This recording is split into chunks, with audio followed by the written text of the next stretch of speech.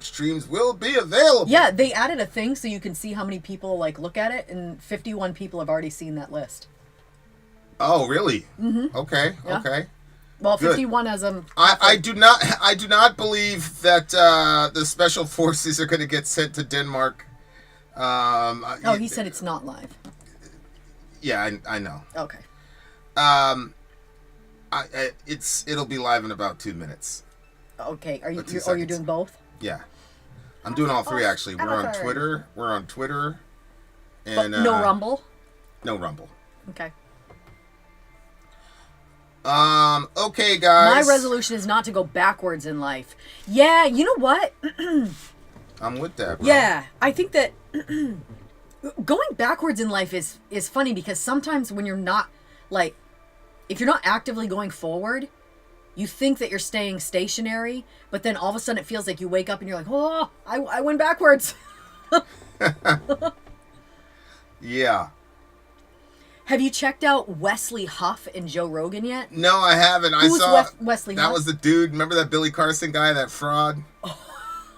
Oh yeah. So Huff now got a Joe Rogan spot because he of did? it. Yeah. Oh, And wow. apparently he was doing some like hardcore Jesus rose from the dead stuff, challenging Rogan. So Cool. that was pretty cool. Yeah, Cool. yeah. Like the Post Mills are sitting pretty right now.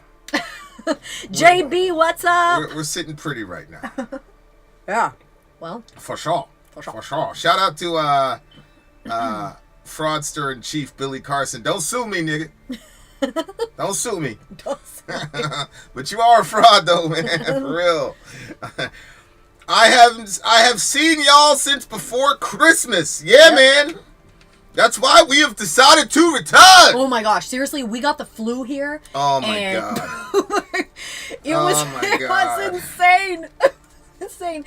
When you have like so many people in the same like spot. And then freaking Johan, man, that nigga's gonna inherit the earth, man. He Yeah, never Johan's gets sick, the only, bro. he never gets sick. Everybody else in the house gets sick. Never gets He sick. just keeps right on going. Yeah, we'd be in a zombie apocalypse. Johan will get bit all the shreds by the zombie. It won't even mean He's nothing. still going. It won't mean a damn thing. The Nazis. The zombies like, oh shit, get away. Yeah. He'd be out here trolling like, oh. He'd be like, oh. You'd be like, no, Luke, he's bitten. We gotta shoot him. He'd be like, just kidding, I'm fine. You know it's Johan. Like, why'd you shoot me, nigga? Oh my gosh. Why'd you shoot me? Yeah, shout out to Lost Hate as well. My resolution not to go backwards. Amen. Nice to meet you. Happy New Year's. What's up, Christian Case? Gang. Hello. Yep. One of the kids got sick and they made it to the trash can. So I was very happy about that. But the trash can did not have a bag in it. Well, I was so sick I could almost not stand upright at the time. So I thought, you know what? We're gonna take care of that later. And I took the trash can and I just stuck it in the tub so we could get it later. Yeah. Well, you know what? Everybody just pushed that trash can around. I ended up emptying the trash can yesterday. No joke. I pulled the bag out of there. I was like, are you friggin' serious? This wall of nasty smell hit me. I was like, oh, what is wrong with our kids? As if they just put a bag over that. So, yeah, I cleaned that. I tell you I hate them kids, man. I tell you I hate you, I mean it.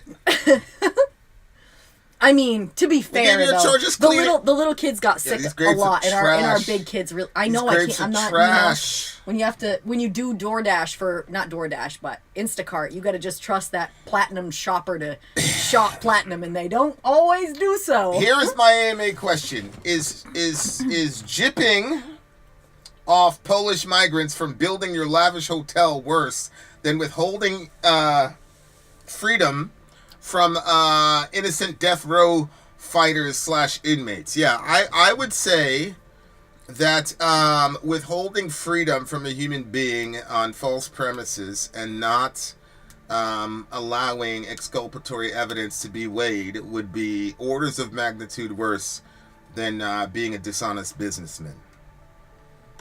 I think destroying somebody's life and smiling with glee as you destroy a person's life is infinitely worse than bad business practices. You shouldn't be a bad business practitioner. You should be honest.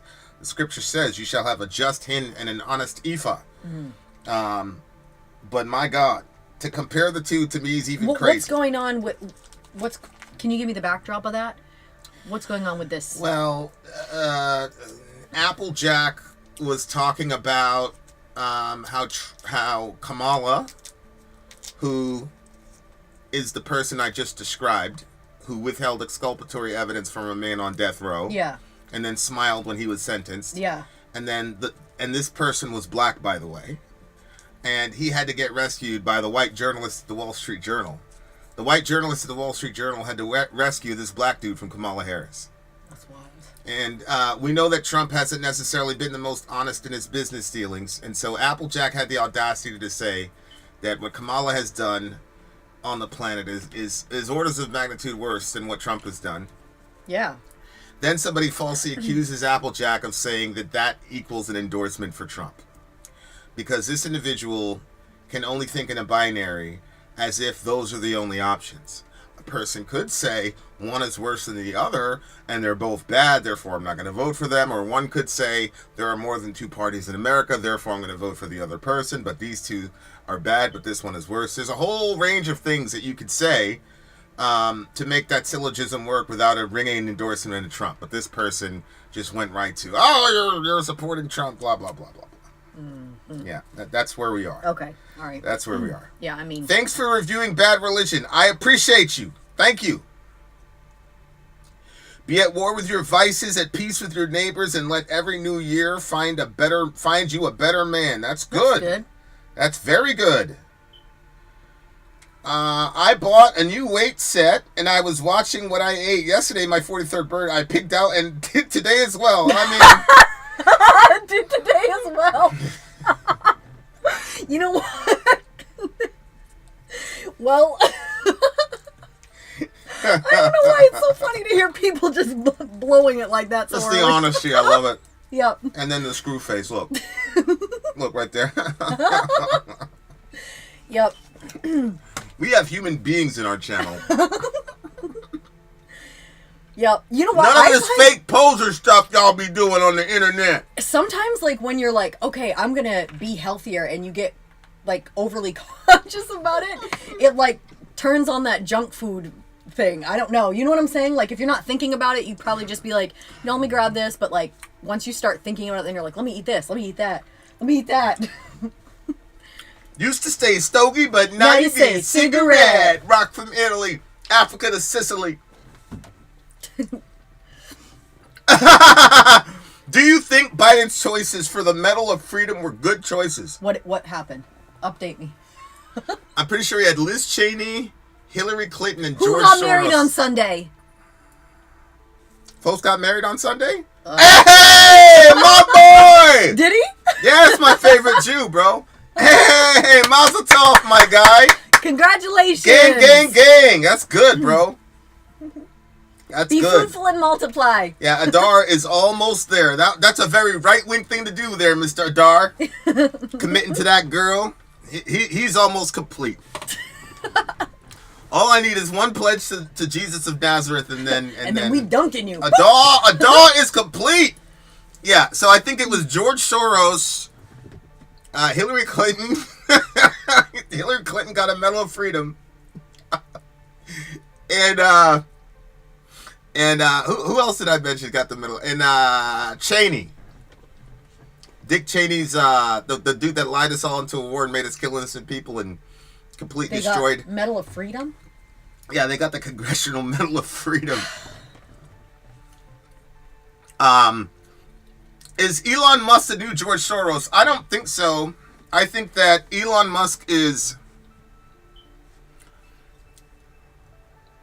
a completely different animal, and I actually do not believe that we have seen an Elon Musk yet. In the same way that in Germany, nobody had known what a Hitler was, right? There was no historical thing to compare him to, and then he became the person everybody compares history to. And I think that's what's going on with Elon. And Trump, by the way, for better or worse. I think that these are singular characters in history that are going to dominate our thought processes for a long time. And I'm not saying that's all positive or all negative. I just think that that's where we're at.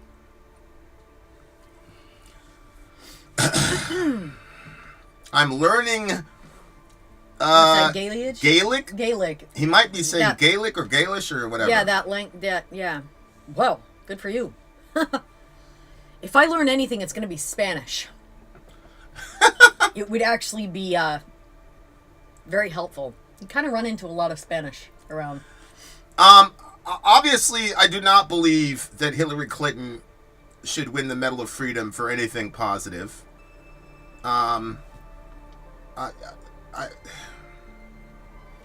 George Soros, to be honest with you, I do not know much about. I know Lost that hate, I didn't know. Thank you. I know that George Soros has funded a lot of Democrat or blue or left wing, candidates or whatever. But I don't believe that George Soros is the demon that the right wing claims about him. The guy's a multi-quadrillionaire, and he invests in political parties that he agrees with. So I never really understood the Soros stuff. It's like, well, if you're mad at George Soros, all you have to do is get money out of politics, right? Wow. I mean, I understand he looks like, Emperor Paladin or whatever, like the bad guy in what do you call it, Star Wars? Yeah.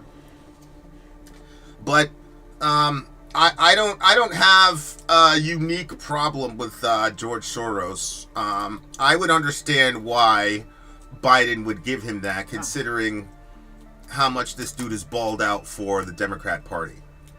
It says George Soros is an American investor and philanthropist. As of October 2023, he had a net worth of $6.7 billion, having donated more than $32 billion to the Open Society foundations, of which $15 billion has already been distributed, representing 64% of his original fortune. That's crazy. I don't know anything about this guy, but what's the Open Society foundations? That's his foundation. They funnel money and they support people and all. Just like Elon gave like $117 million to Trump's campaign, and you had folks complaining about it. It's like these guys are giving billions and billions and billions of dollars, right? So like, if I was a Democrat, the Soros Medal of Freedom thing makes a lot of sense. I understand it, and there's a sense in which you'd have to say, absolutely, he's earned it from a Democrat side. Obviously, Republicans don't like Mr. Soros, but I don't really... And why don't Republicans like him? Because he's using his billions to fund... The Democratic Party? The Democratic Party. Oh, okay. Who would you give the Medal of Freedom to? How many Medal of Freedoms did we pass out? 3? No. Wait, what do we do? Do we pass them out every year, or how does this work? It's usually when the president's on the way out. Then the president passes out. Okay, and they pass out how many? As many as they want? I guess. I mean, Obama gave one to Biden. Gave him the Medal of Freedom. So, it's. Is it basically? It's like the Medal of Honor. It's like the Medal of Honor. And you can give it for any reason. It's just you want to exalt this person. Yeah, you're the president. You'd say who's, You want to honor this person? Yeah. Okay, so they honored him because he funded a lot to the Democratic Party? Yeah. Seems like, wouldn't it be great if that medal went to, like, whoever saved the most lives? Well, that's part of the logic, right? If you're in a political party, you believe that your party's better for the quality of life and existence of life of people over and against the other party. Otherwise, you'd be in the other party. So when he does that, all of that's being included. Like I said, I don't know much about him. But I mean, I always respect people who put their money where their mouth is. And I get it. He's got $6 billion that he cannot spend for the rest of his life. I get that. But for him to give $32 billion of his own dollars, I mean, that's pretty significant in my view. And like I said, if I was in that world, then yeah, you'd have to, it makes a lot of sense. The Cheney thing makes no sense to me. And the Hillary, okay, so I would say I'm against Hillary getting the Medal of Freedom. Especially, like, what did Hillary Clinton do during Joe Biden's time in office to even do that? So I'm totally against the Hillary thing. Soros, I understand. And Wait a minute. Cheney, I could also understand, but I don't necessarily agree with.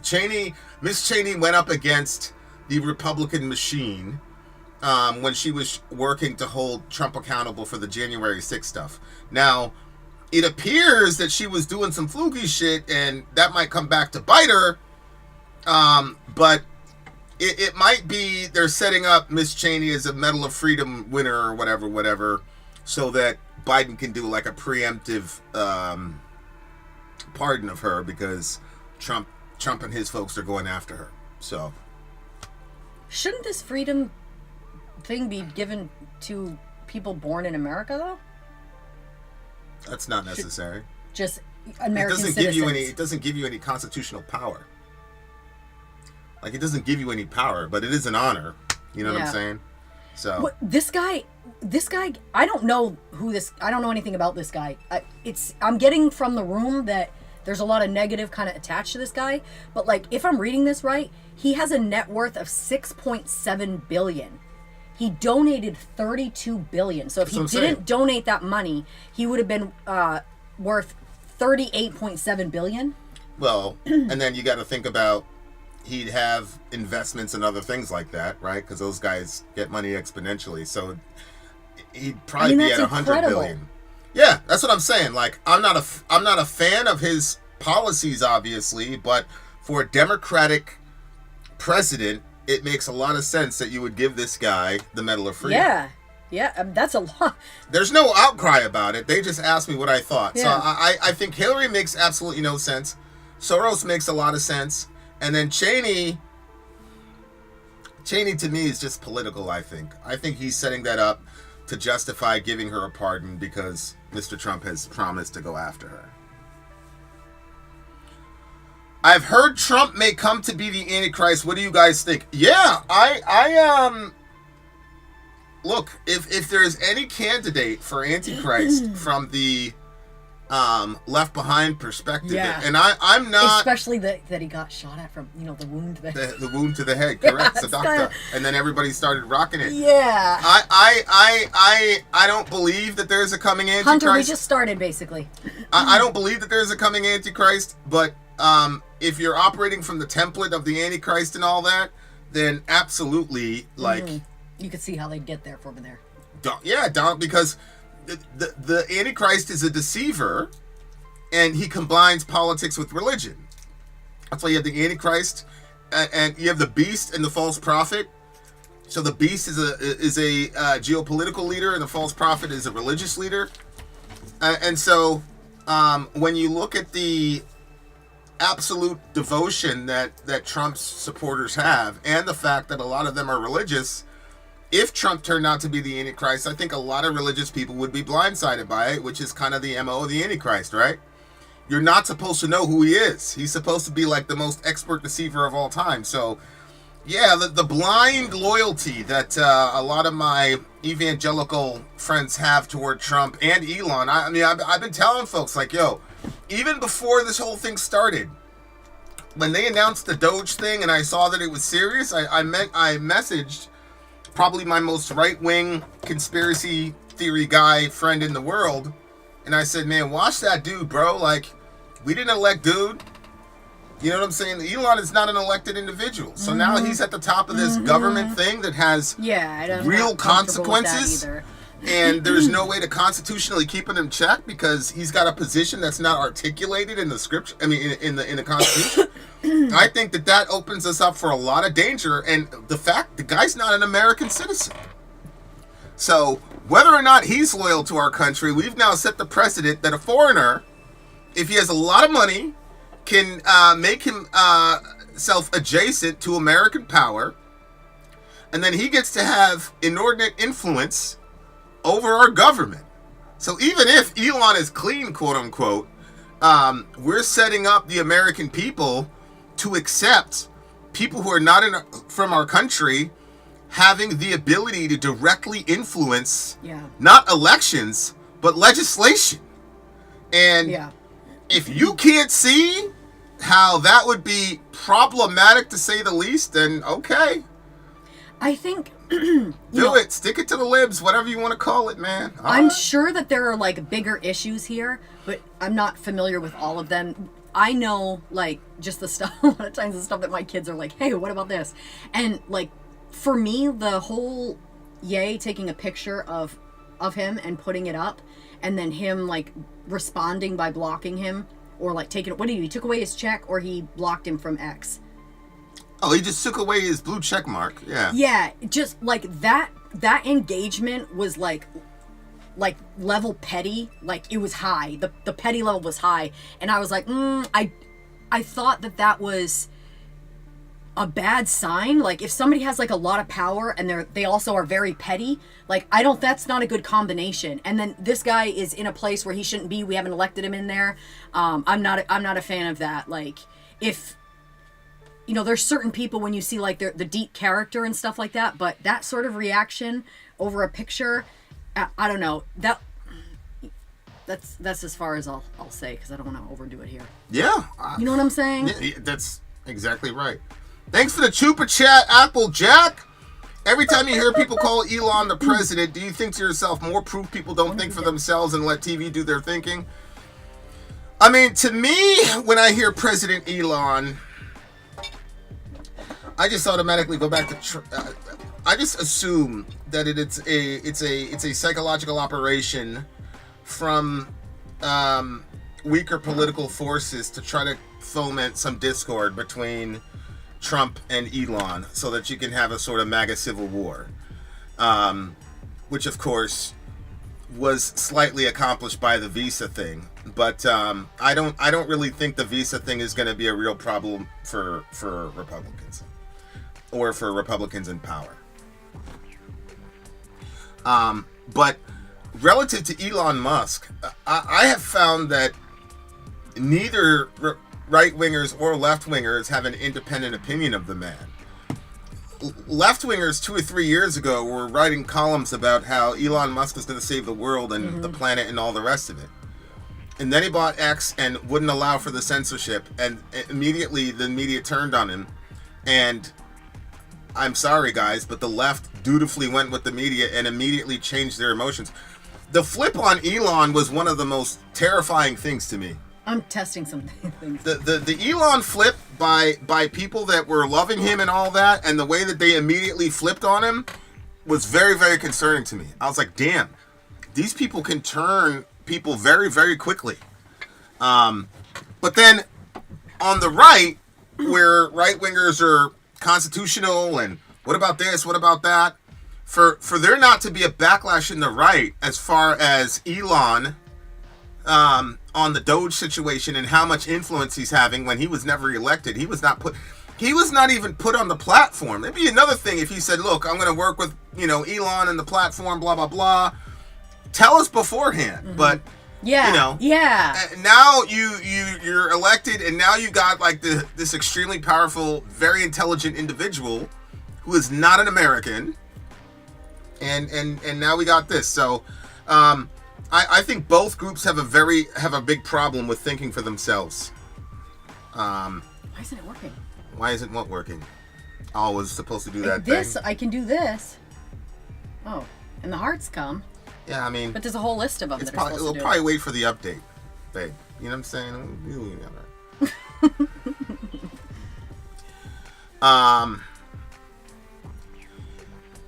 Good. Anyone who ignores the way Musk is pushing himself in the government dealings is choosing to be. Yeah. Like, I'm not a big fan of like, we're going to demonize Elon Musk or whatever for allowing Twitter to be an actual free speech environment.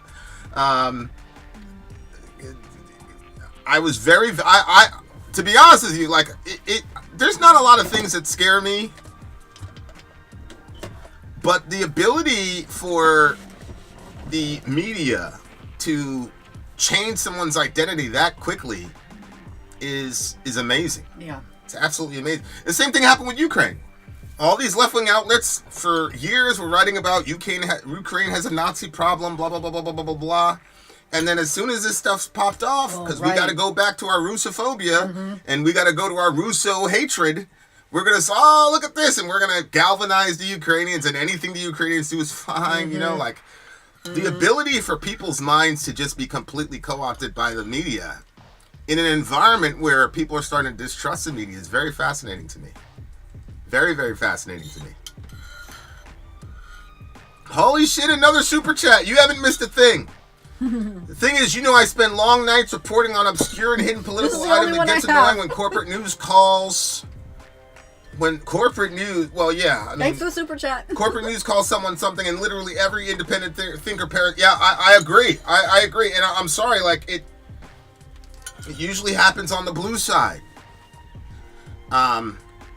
I think it's worse than annoying. I think it's terrifying when you have an environment now. We've got AI and deepfakes and all that, and you got people that are completely tribalized and have all of this like confirmation bias and want to see the worst in their interlocutors. Man, it's a recipe for mind control. Operates in a lot of different ways. And the minute you say mind control, people start going, "Oh, you're a tinfoil," whatever. Mm-hmm. It's like there are ways to control people's minds.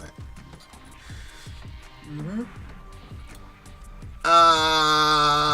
It's not a governmental appointment. It's just a glorified advisory board. We've had many of them before. It holds no actual constitutional power. Bro, I understand that it doesn't hold actual constitutional power. That's my problem. If it held actual constitutional power, we'd be able to go after him within the constraints of the Constitution. I don't even want Elon Musk advising the top members of our cabinet. And secondly, Elon is doing more. I mean, he was part of the threatened shutdown and things of that nature. Like he's not just consulting. And the other thing too, he was part of the threatened shutdown. Yeah, we almost shut down the government, all the rest of it. Oh, but the other thing like about him is that I don't care what people say, he's gonna be the smartest person in the room wherever he is. And so I'm not a fan, just as a principle, as an American. And look, I wasn't born here. So I don't want me to have any of that influence either. Because I don't want the precedent to be set. It's so fascinating to me what people will accept and what they won't. I think that if Vivek was the sole member of Doge and not Elon, then Republicans would be like, wait a second, this guy's not like, what are we doing here? But because Elon fits a certain phenotypical presentation, it's okay for those people. And I just think, I don't know, man. That's an interesting point. That looks to me like it could go real bad. Real bad. Mm-hmm. Homie is ready for the coming jihad, apparently. Jihad. Zuckerberg admitted censorship was him admitting election interference. Yeah, our social media tech guys absolutely interfered with the elections in 2020. He admitted to it? Yeah, he admitted. That's why he did the whole mea culpa thing for sure. Yeah, they absolutely did that. The Biden laptop thing, that was clear. That was obvious.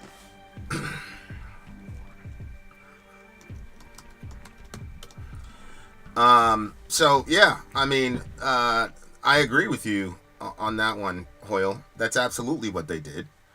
And he came out and did a mea culpa because these people are pretty good about understanding the ramifications of their actions.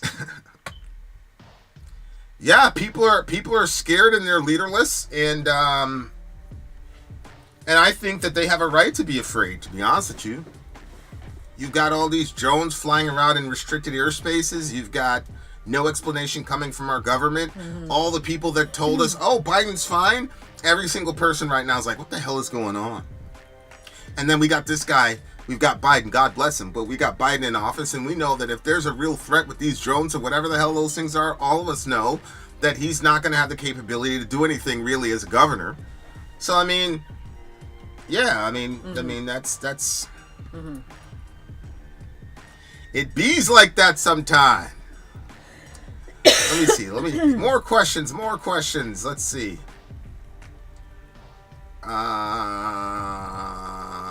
Ted Cruz was born in Canada and ran for president. Holy smoke, I didn't know that. Really? Is Twitter a free speech environment? He bans those who criticize him. Well, I need an example of that. I mean, he didn't ban Jake Shields. He just took away his blue check, which he never guaranteed. It's not free speech. It's free speech, not free reach. Right.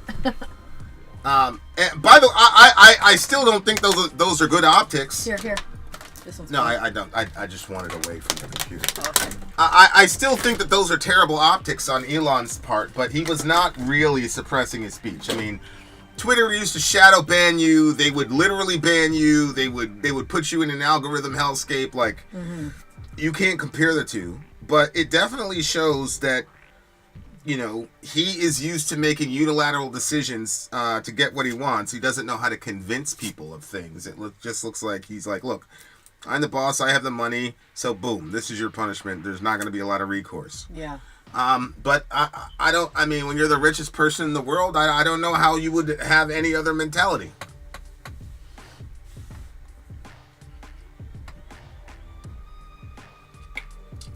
Thoughts on Greenland? I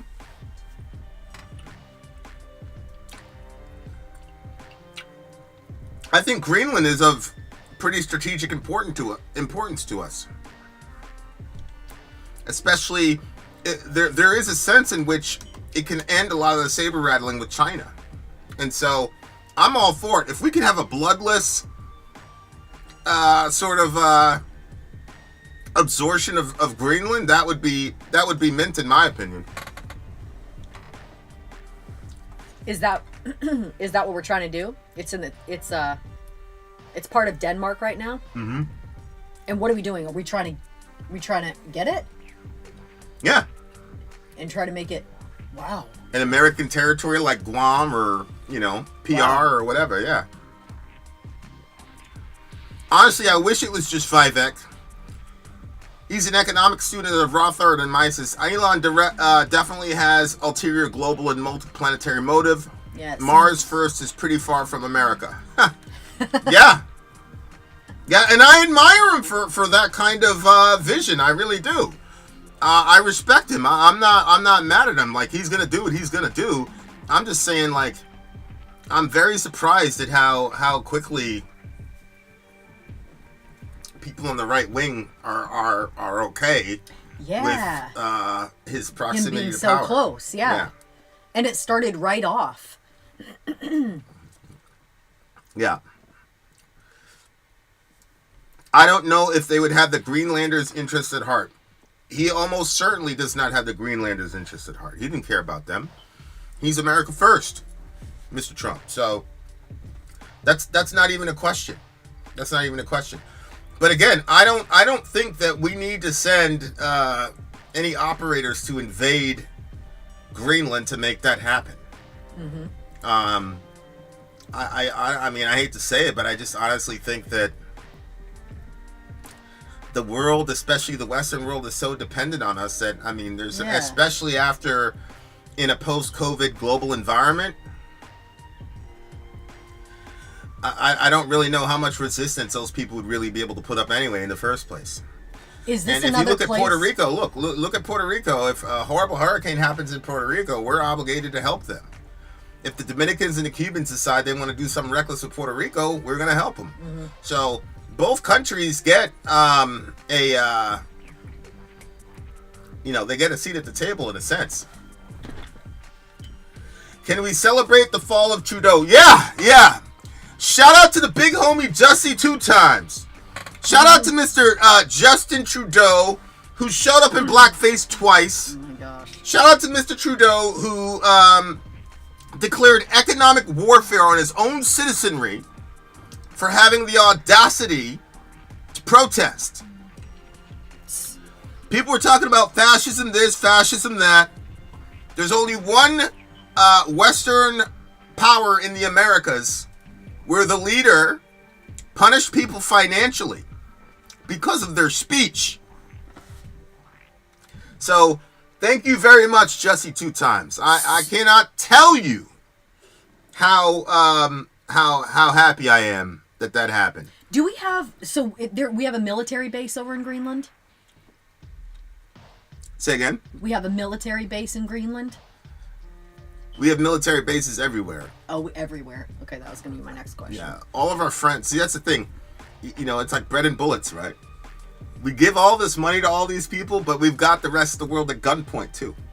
So, yeah, it's pretty terrible. That Jake guy is a brain dead monkey. Listen to apostate prophet. Which Jake guy? Who's Jake? He's talking about my friend, the Muslim metaphysician. Oh no. I do listen to apostate prophet, but I have a lot more in common with Jake because Jake is a religious man who takes his religion seriously. I don't have a lot in common with apostate prophet because he's an atheist and he's not a believer. I disagree with Islam as a religion, but I do not agree with mocking Islam as a religion. There's 1.7 billion people that follow that religion, and so I think if we disagree with it, we have to disagree with it respectfully. Because I'm trying to win people. Is there no example in the New Testament where an idea was mocked? Another religious idea was mocked? What do you mean? In the New Testament. I can't think of any examples, but I'm just seeing if you can. No. Yeah. I mean, when Paul went to the Areopagus, he didn't say, you guys are dumb, blah, blah, blah, blah. I mean, he ended up saying, like, these are false gods. Yeah. And I would say the same thing. Like, Allah of the Quran is a false god. But apostate prophet and David Wood and those guys go out, in my opinion, go way too far in mocking Islam. And apostate prophet is an atheist. So if you've got an atheist that's mocking in the same kind of tone as you, that should give you a clue. Yeah. Like, what are we doing here? Yeah. We're Christians. Yeah. Thoughts on the UK sexual abuse scandal? Oh no! Yeah. What happened?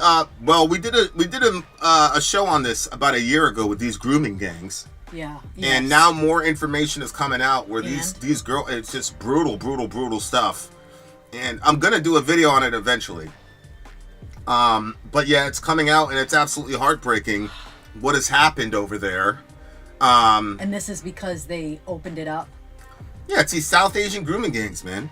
And they go out there and they're assaulting. They legalized prostitution over there, or what initiated this? What's going? These are immigrants from Pakistan mostly. Okay. And in Islam, there is a version of Islam that says that the women of the kuffar are food. They're halal. And so these guys are running around sexually assaulting these girls and nothing is happening to them.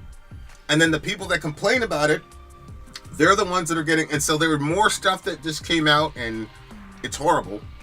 It's really, really horrible stuff. Girls are getting raped. People knew they were getting raped. Nothing was done. All types of crazy shit. They've trapped these girls somewhere, or like girls are just going to the market and they just get grabbed and like what's happening? It's the grooming gang stuff in the UK. Yeah, we did a whole show on it. Right. All right. Remind me. Remember the girl went into the police station to report that she got raped and they sent her home and the guy that took her home. Yeah. That whole thing. Oh my gosh. There was another expose on it and it was horrible. And a lot of it has to do with the political stuff because the people that are doing the assaulting are Pakistanis. You know, they're Asian. And so it's like, hey, we're the UK. We invite immigrants, blah, blah, blah, type of thing. And if you complained about it, you were racist, blah, blah, blah. You face jail time, all type of craziness.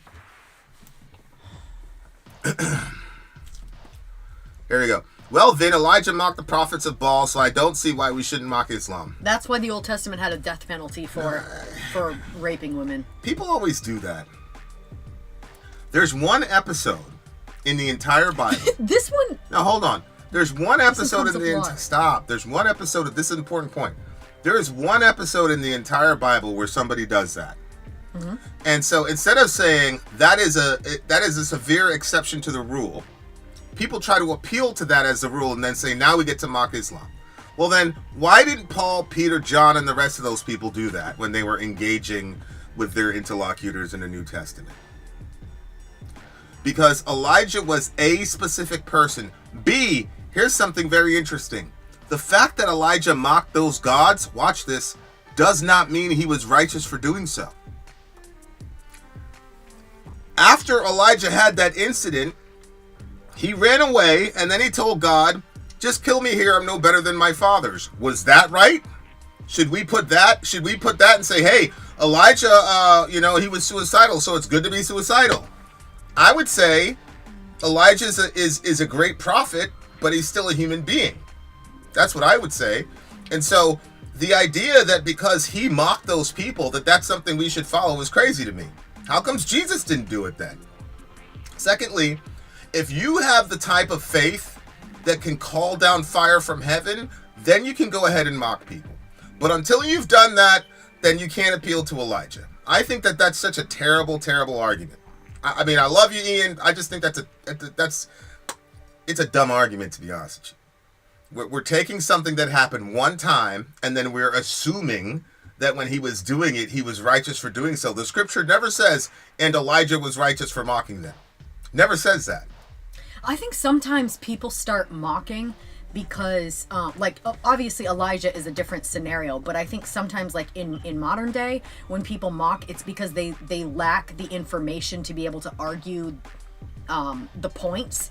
And so just laughing like, oh, that's ridiculous, instead of, and also the understanding that because we're all human beings, nobody likes to be mocked.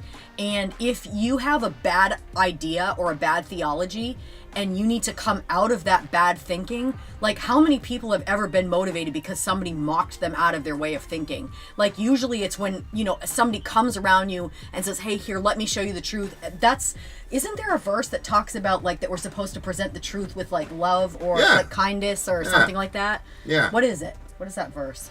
Hunter, what you said was, well, then Elijah mocked the prophets of Baal, so I don't see why we shouldn't mock Islam. What are you talking about? I never said we should mock Islam. Ian, I think you're confusing Hunter and I. Yeah. My bad. That was Hunter. No, well, again, Hunter, I think that's ridiculous. I think, look, why are you just isolating the fact that he mocked the prophets of Baal? The next thing he did was he executed them all. So should we execute people who follow Islam too, to follow that logical construction? I really need you to answer that question. Because after he got done mocking them, and then God sent the lightning from heaven, Elijah executed all those people. So are you saying that we should be able to execute the purveyors of Islam? And if not, why not?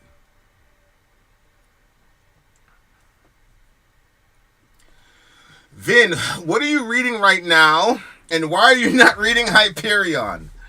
I am actually reading this book about peer-reviewed clinical near-death experiences, and they're extremely fascinating stuff. So that's what I'm reading on right now. And Greenland doesn't want to belong to Denmark. I don't think they want to belong to the U.S. either. Yeah, but I don't know if the Greenlandians want to be, like, completely autonomous and independent. I mean, we'll see. Super Jack from Applejack says, America is racist. They elected Trump. We needed a civil rights fighter like Biden to win, or Kamala, so we could have India back us. Right. A very non-racist person like Biden who went into a black space and said, if you don't vote for me, you ain't black. A very non-racist person who supported segregation because he didn't want his kids to grow up in a racial jungle.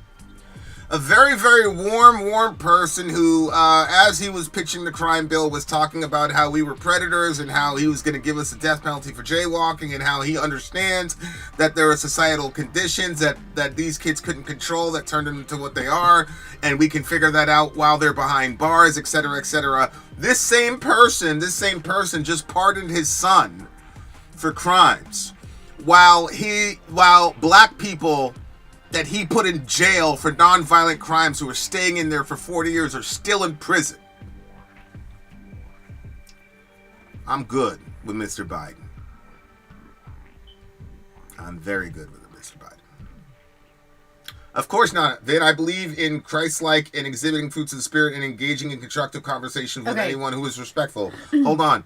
Well, so for you, you're then being inconsistent because you're appealing to an episode where Elijah mocked the prophets of Baal when God never said that was a good thing to do. and you want to apply that and say we should have biblical, we should be able to do that. But then the thing that he did 2 minutes after that, you're saying, of course not. That's inconsistent.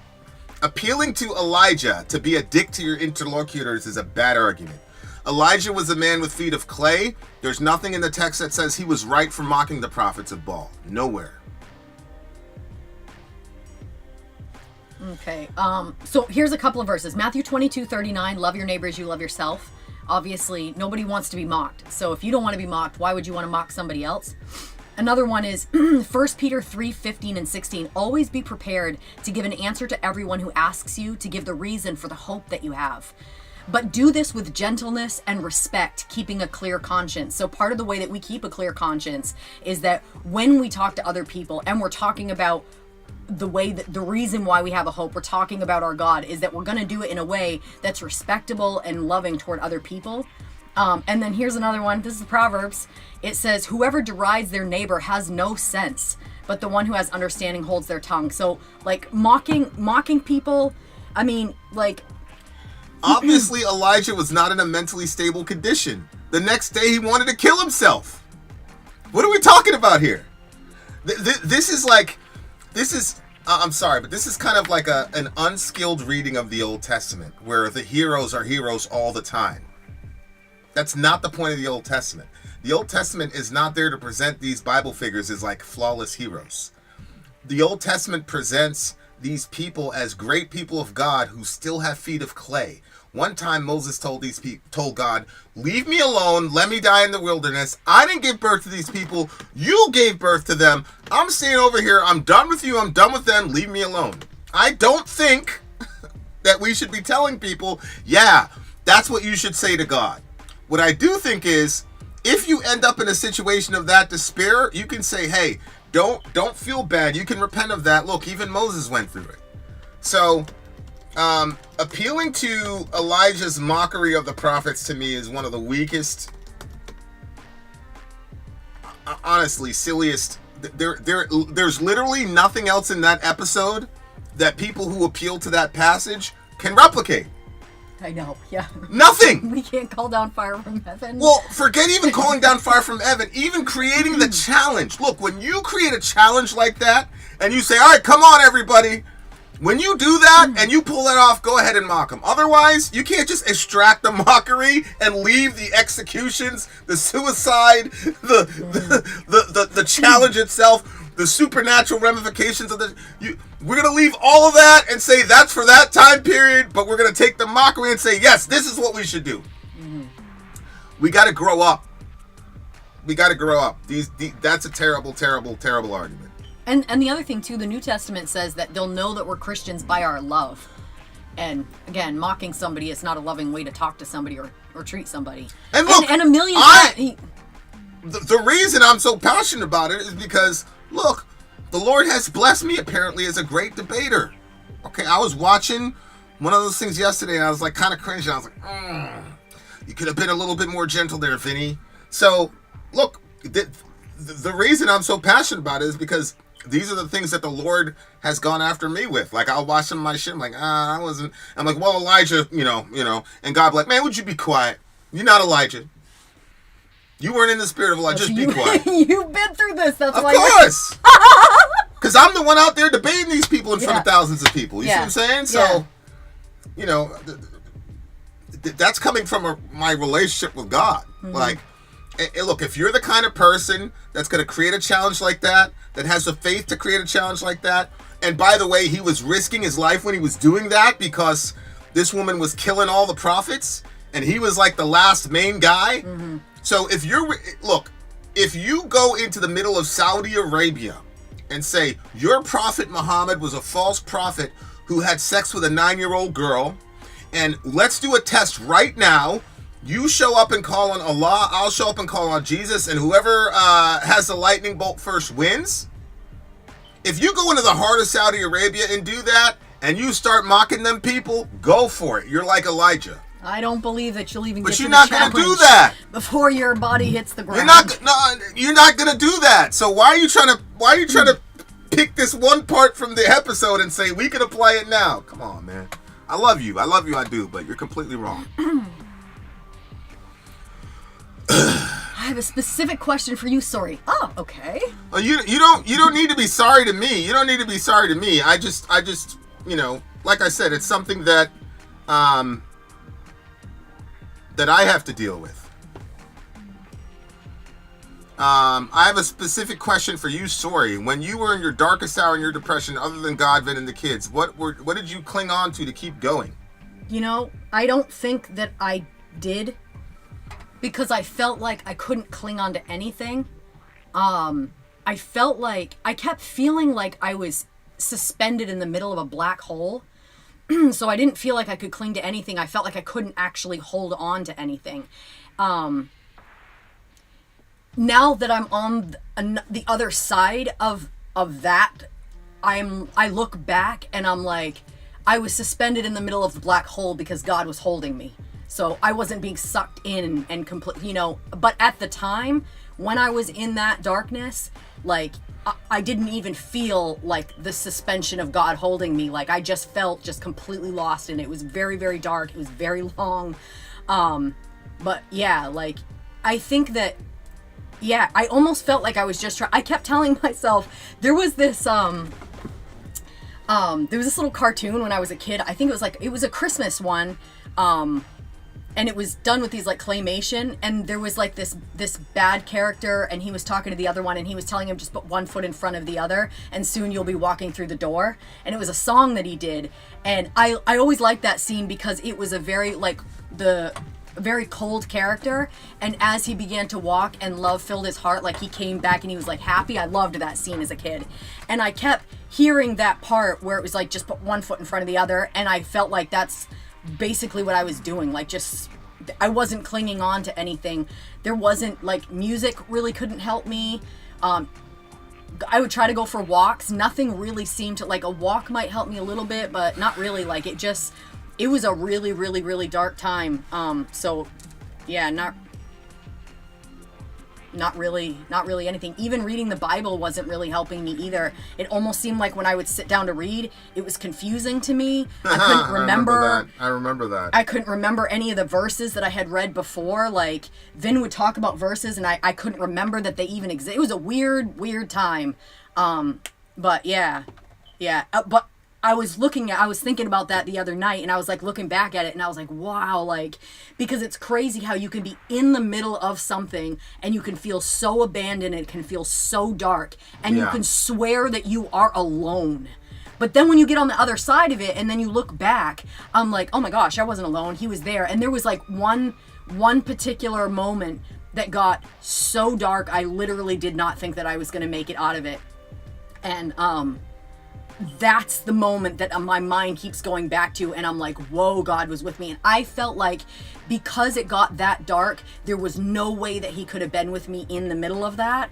But it's so clear to me when in my mind's eye I go back to that moment, I'm like, he's the only reason I'm still here. He's the only reason I'm alive, So, I mean, Vinny's great. Vinny's been there for me from day one.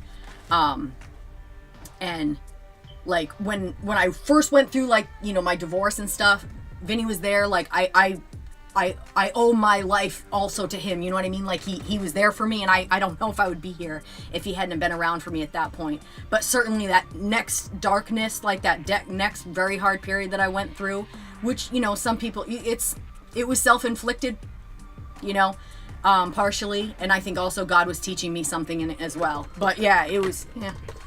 That answers your question. He had a follow-up for you. He said, did it feel surreal to you, like you're almost watching yourself from the outside? 100%. That's exactly, yeah. It was, yeah, I felt like I was, specific. Yes, I felt like I was outside of myself, watching myself. And the weirdest thing, I was thinking about this today, was that there was a point in time where I was like, oh my gosh, this phase could last X amount of time, and I thought to myself, there's no way God's going to make this darkness last for that long. There's no way. But that was like a big chunk of time before I was out of that dark period. So yeah, but I was definitely like watching myself in it, and I was like, this could go on for a really long time. because I felt like God had lessons and things that he wanted to teach me. That's cool looking. Yeah. So definitely.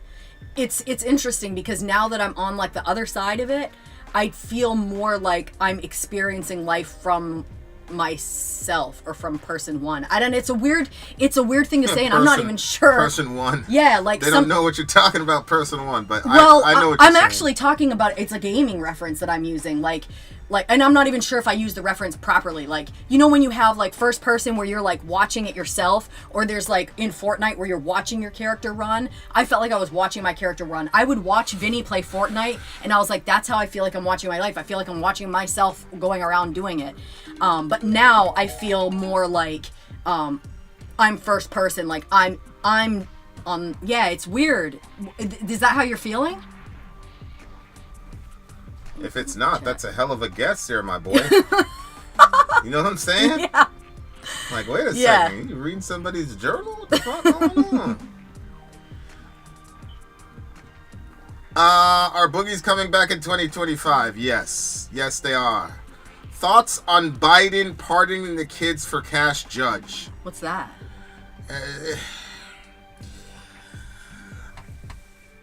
Guys, here's my thing about Biden. Ryan.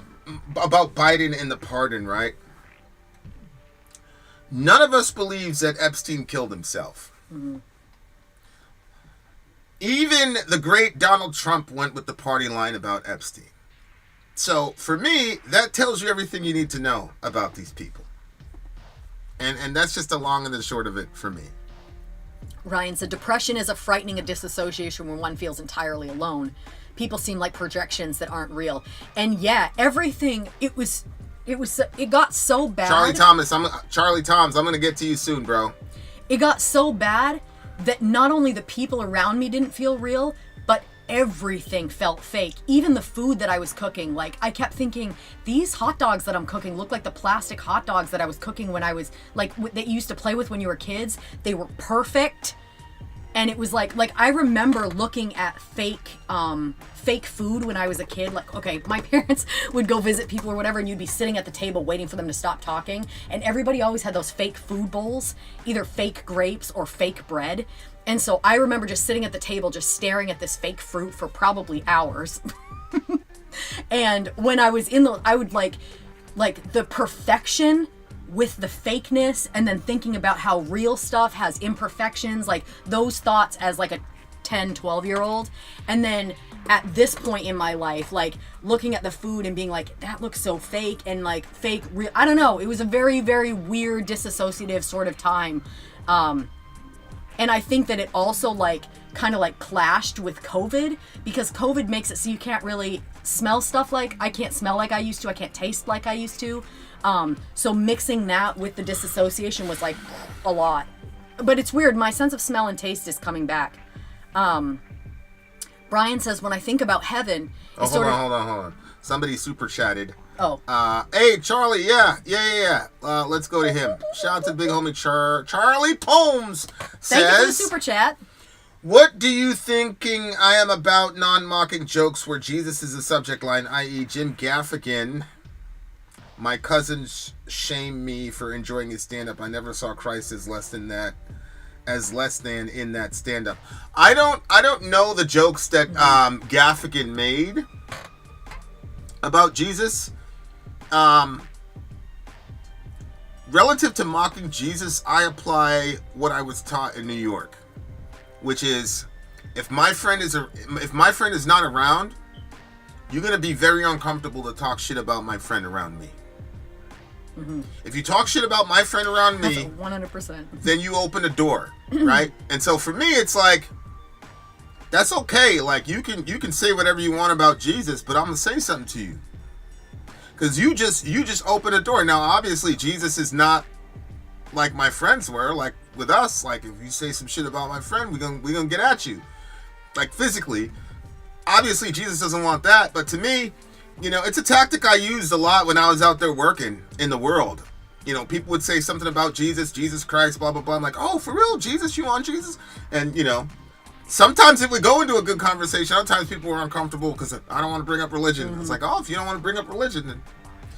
But the other thing is, I truly believe that there is a being somewhere in some dimension somewhere named Jesus of Nazareth that really exists, that everybody is going to have to give an account to. Jesus said every careless word is going to be accounted for. And so the love your neighbor principle also applies. If you truly love your neighbor, and if you truly believe that there is a terrifying moment for them where that video is going to be played and Jesus of Nazareth looks him in the face with all that fire in his eyes and says, "What was that?" If I see somebody in that scene, I got to be able to say, "I told you." And it ain't in no like prideful way. It's a way of like, I'm not going to have your blood on my hands, bro. The scripture says, "You shall not bring the name of the Lord your God to nothing." That's what it means, in vain.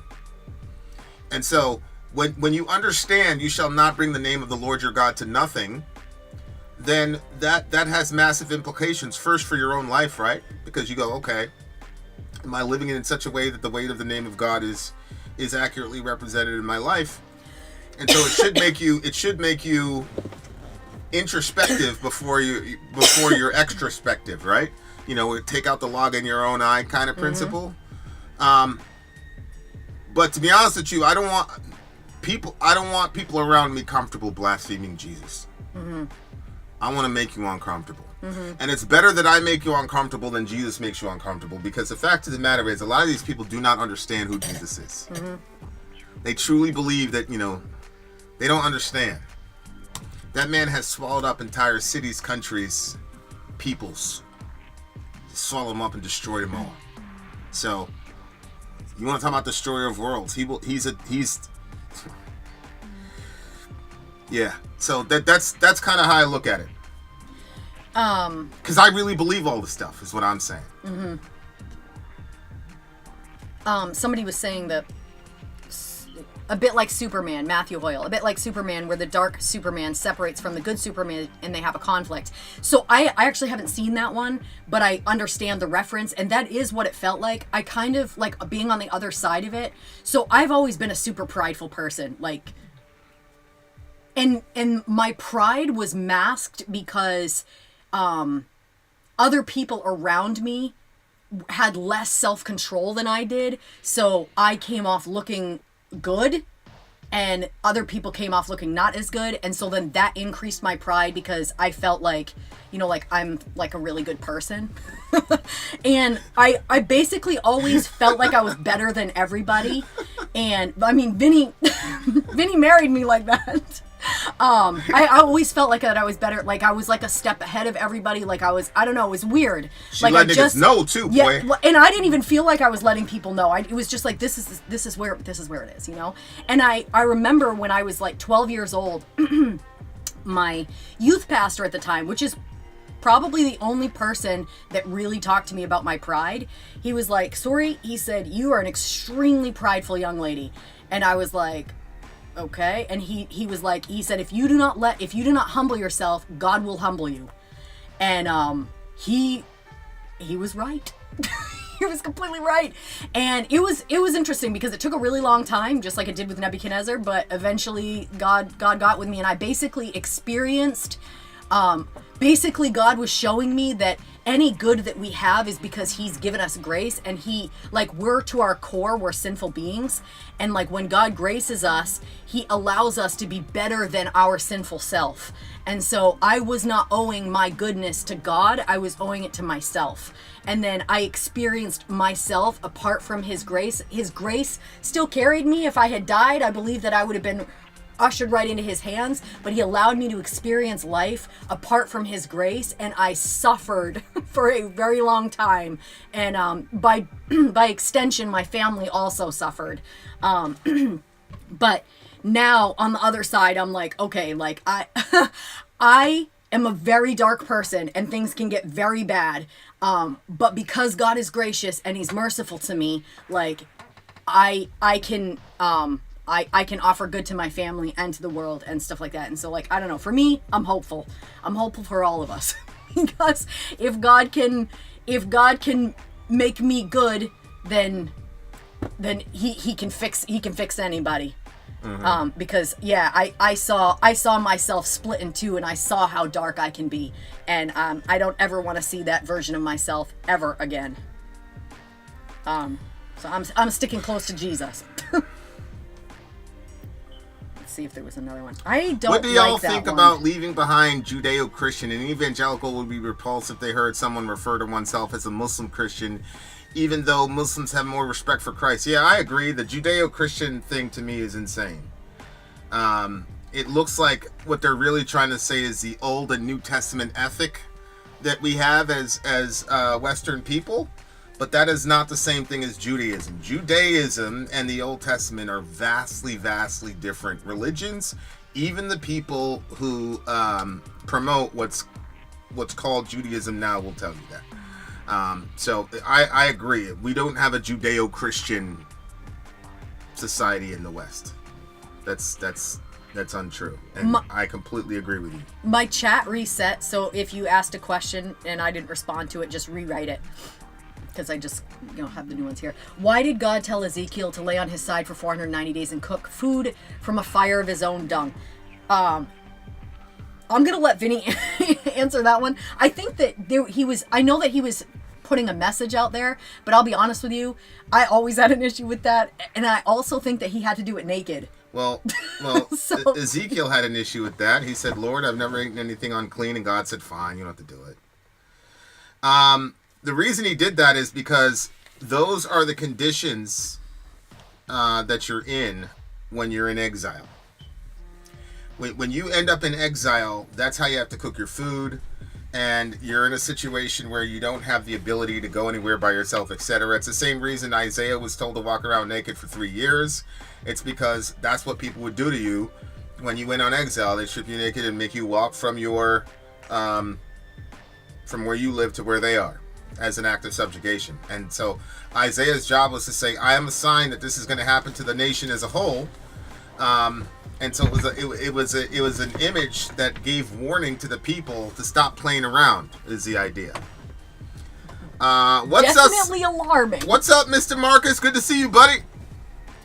Applejack says, like the plot to a dystopian movie, New York will now monitor social media writings, collect data, and use law enforcement to crack down on any expression it deems to be hate speech.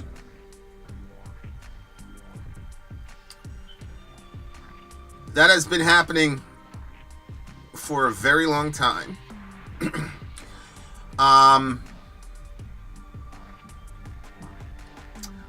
The concern is the publicization of it and the lack of pushback. That's the part where I'm concerned. It's the fact that they're saying we can now just do this blatantly and the people aren't going to say anything, and they're right for the most part. But they've been doing that, which I'm sure you already knew that.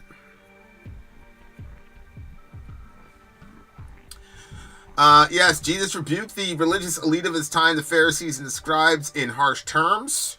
In Matthew, Jesus called them hypocrites and said that their religion was empty. He also said that they prevented people from finding salvation and were not truly seeking God. Yep, correct. I agree with all of that. Well, the Torah is the basis of Judaism, the Old Testament, its original language. Sure, the Talmud came later, but it doesn't have the status that the Torah has. You're wrong, Fafallah. Fafallah, what you should do is Google oral Torah and written Torah. Because, no, it's not true that that modern Judaism is based on the Old Testament. Modern Judaism is based on the thoughts, opinions, ruminations, and revelations of their sages. So, there are some principles in the oral Torah that are literally contradictory to the written Torah, and the instruction for those people is to follow the oral Torah over the written Torah. So, no. And it's not just the Talmud, by the way. Not even close. The Talmud was not the problem in Second Temple Judaism for Jesus. Why is the priesthood of Melchizedek, who obviously didn't have the Mosaic Law, considered a higher priesthood than the priesthood of Aaron, considering Aaron was a priest of the law? The reason for that is because the Paul says in Galatians that the law was added because of sin. If you look at the old Genesis prior to the inception of the Mosaic Law, every man was essentially the priest of his household. That's why you have Jacob being able to build altars to commemorate things to God. You have Job, who sacrificed, for the sins of his family well before the initiation of the Mosaic Order, obviously. And so every man was the priest of his home. What happened in the Old Testament, there's a very specific event that happened where in Leviticus, the children of Israel began to sacrifice to goat demons. And it was at that point that God centralized the sacerdotal work to the priests, where you can't do that anymore. You got to go through the priests and all the rest of it. So as Paul states, the law was added because of sin. So the Aaronic priesthood was planned obsolescence. It was a holding bank to limit the capability of the children of Israel to engage in idolatry. But it was not God's original design. God's original design was that we were a kingdom of priests, right? And so what you have in the New Testament is Jesus then becomes the high priest, and then we're all included in the body of Christ. So again, we now become a kingdom of priests. Each man is a priest of his home. And so that's why I would say that the Melchizedekian priesthood is superior to the Aaronic priesthood, which is why, was it Psalm 110, where he says you're a priest in the order of Melchizedek. Some of that has to do with the fact that Jesus is from the tribe of Judah, so he wasn't a Levite. And so how do you have the Messiah being a priest when he's not a Levite? But I think the deeper issue is that Melchizedek was sort of the pinnacle of every man a priest. So that's why I'd say that.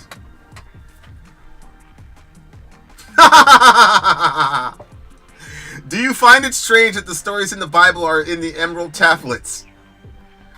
God bless you, Ashbar. I don't know if you're trying to joke, and please forgive me if you're not trying to joke, but if you got the emerald tablets from Billy Carson. Oh no.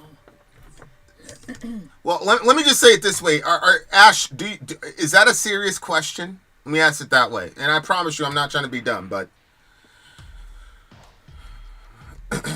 do you guys think we're in the last days? I do not believe we're in the last days. I actually think we're in the early days of the church.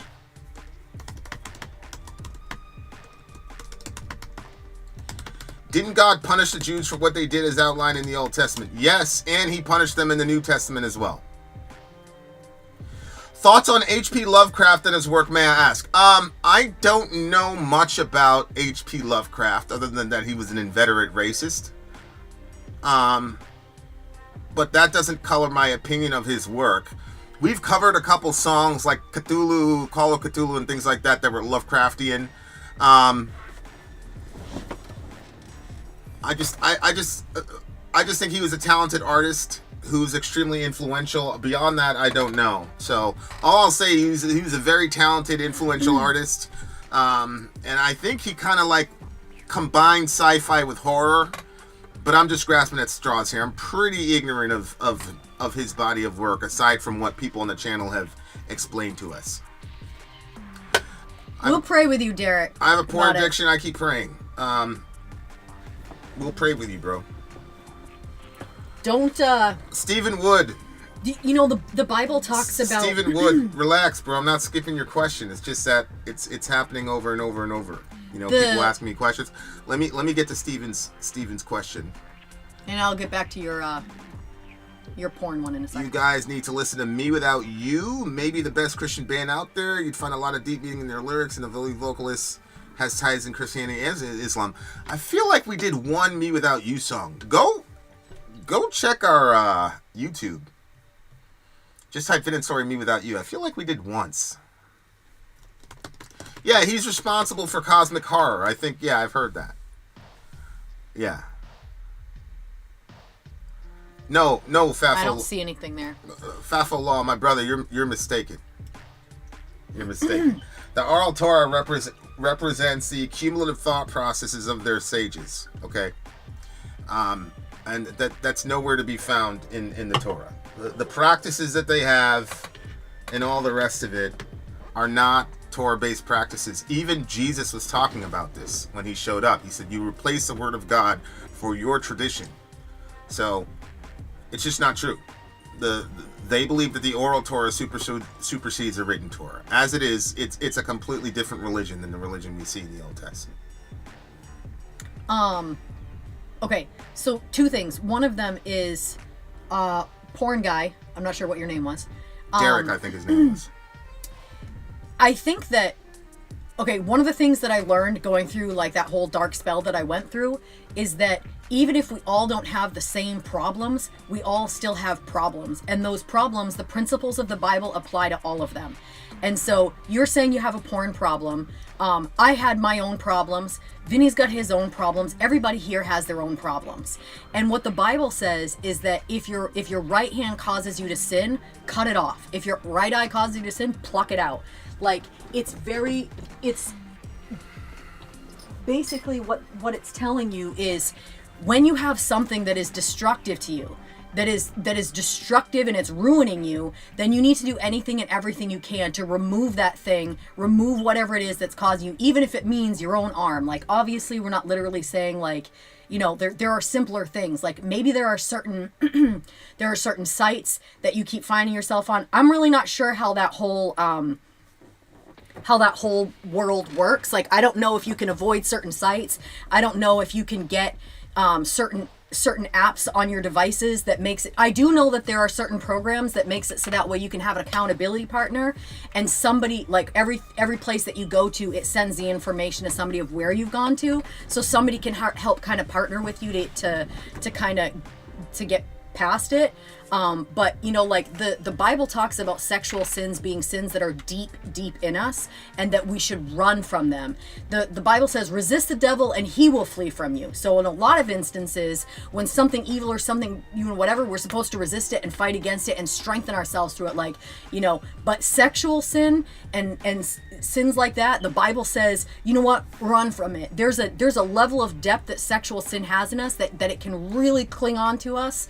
And so he says, just run from it, just get away from it. So whatever it is that you have to do, you know, Vinny and I have talked about this before. If you're an alcoholic and there's one way to get home that brings you past the bar, and there's another way that brings you home that you don't pass the bar, take the part that's not past the bar. And if you decide to take the part where you are going past the bar, don't lie to yourself and say, I'm just taking this route because it's shorter. If the real reason you're driving by is so you can pass the bar, and then you can say, well, I mean, I'm over here, I'm just going to get one drink. And then you go in there and you actually get ossified drunk. Like, don't lie to yourself and say you're not doing what you're doing. If you're doing something, be honest with yourself and say, I'm absolutely going in here to look at this or to do this or whatever. And then do anything and everything that you can to put stopgaps for yourself in the way. And of course, ask Jesus to help you. Even in those moments, like, and you know, sometimes you have to, like, when your mind is craving something and you're being drawn toward a particular sin, it's hard to stop and to go another direction. But once you start, thanks honey, once you start creating that pattern for yourself, it becomes easier and easier. The first time that you resist it and you go the other direction, it's usually the hardest, and it stays hard for like a couple of times, and then it starts easing up, and you're able to, you almost get a strength about you for resisting that particular sin. But yeah, it's pretty destructive. I have this on the Emerald Tablets of Thoth, and they have 6 things listed here of similarities between the Emerald Tablets and the Bible. Mm-hmm. So I don't know if you want me to read those out, and then I'm not familiar with the Emerald Tablets. Oh, well, I was asking the guy with the if he was serious about the Emerald Tablets thing. Well, I mean, I don't know why he wouldn't be serious. I mean, there's some clear stuff here that does look like there's some similarities. Well, yeah, I don't understand what the face is you're making, because I'm not familiar with the Emerald. The approach is a Billy Carson approach. And it's, I'll talk about it later. But he hasn't answered me yet, so okay. He probably wasn't being serious. I don't know why. I mean, there's some stuff there.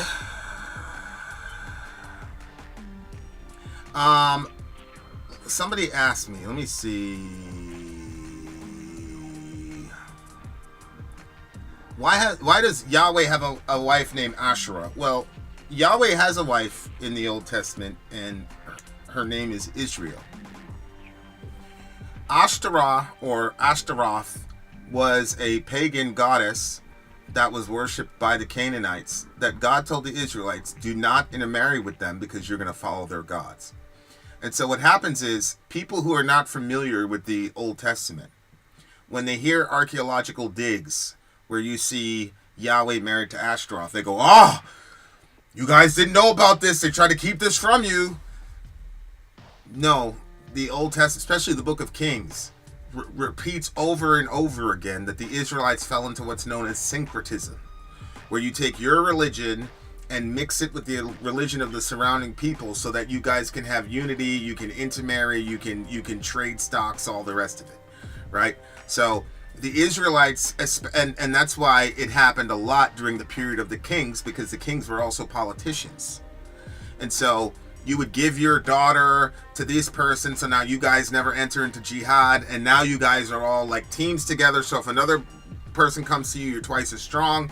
You see this with Solomon. It said Solomon loved many foreign women, and because of that, they brought along their gods with them. And so, yes, the Israelites partook in syncretism, where they married Ashtaroth to Yahweh. But that doesn't mean that that was part of the religion. The Bible tells us explicitly that they did that, and they're wrong for doing so. And the good news is, Ashtaroth is not the wife that God wanted. He wanted Israel as a wife. And so, Zero Cobalt, if there was not some sort of archaeological evidence of any sort of syncretism between Yahwism and Ashtaroth, then the Bible would not be true. We would expect for archaeologists to find those kinds of things if the Bible was true, and that's exactly what we found. The Temple of the Dark God, she is the wife of Baal. Among other things. Good call. Very good catch. Fafo. No Jew will say that the oral Torah supersedes the written one. I understand that you have your Christian beliefs, but they believe they received both written and the oral at the same time. If the oral Torah and the written Torah are in contradiction, which one wins? Fafo law.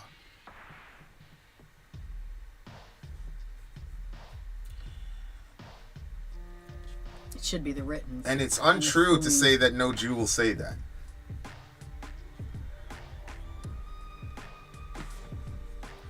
How do you feel about Jasher's interpretation of Cain feeling remorse for his brother as opposed to Genesis' account of Cain's apathy? Yeah, I don't buy it at all. And the reason I don't buy it is because the New Testament has a narrative about him.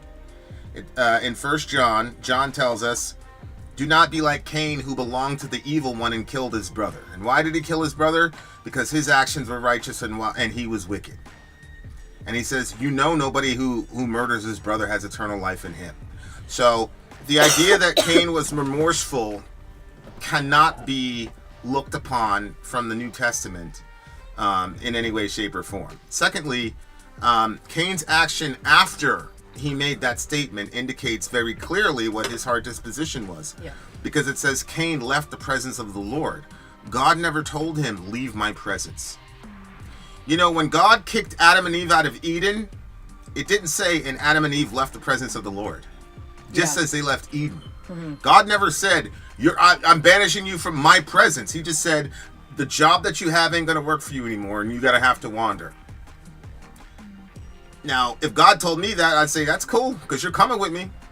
I mean, think about this. Wandering, the Israelites were wandering in the desert, right? Mm-hmm. Abraham was wandering, basically. No, I mean, he was searching for a city. The Israelites were wandering in the desert, and what did Moses say? I'm not going nowhere unless your presence goes with us. Mm-hmm. Even though they were under punishment. And so, I understand the whole thing about Cain being remorseful and things like that, but there's just no way you can get there, I think.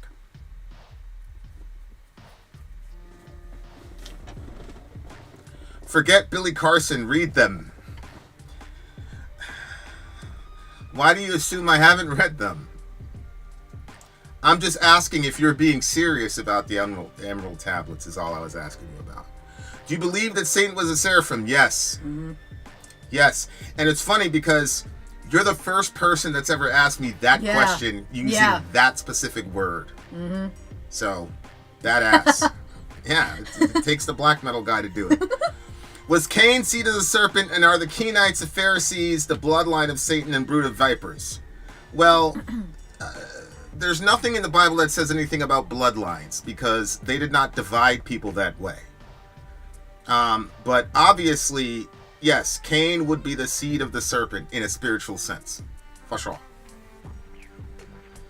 Question. Given the power of the state and its monopoly of force as a guardian of law and order, who guards the guardian? Nobody.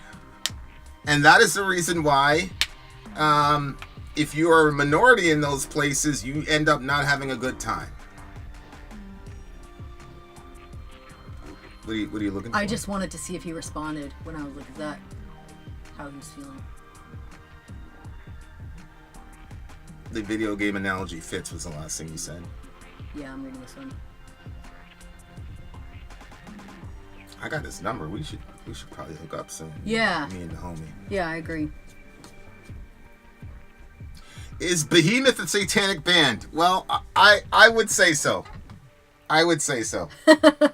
I would say that Behemoth is a satanic band, and so should they. What kind of Satanism? That's what I don't know. MD Breakdown says, "Can you see my question from above?" Let me try. Soon. Thank you guys for being patient with us. I haven't watched y'all in a while, but I'm a big fan of your music reaction. Haven't watched Middle America in a long time, but do y'all think Trump reflects Christian values? Some of them. Which ones would those be? Well, the way that he didn't want to send that bomb or whatever over there because it was going to kill 50 people. Yeah. Well, there's lots of ways to answer that question. So, for example, if somebody said, "Do you believe that Adolf Hitler represents Christian values?" I could say, well, yeah. He loved his country. He loved his countrymen. And he cared for the animal. And he cared for his animals. Right?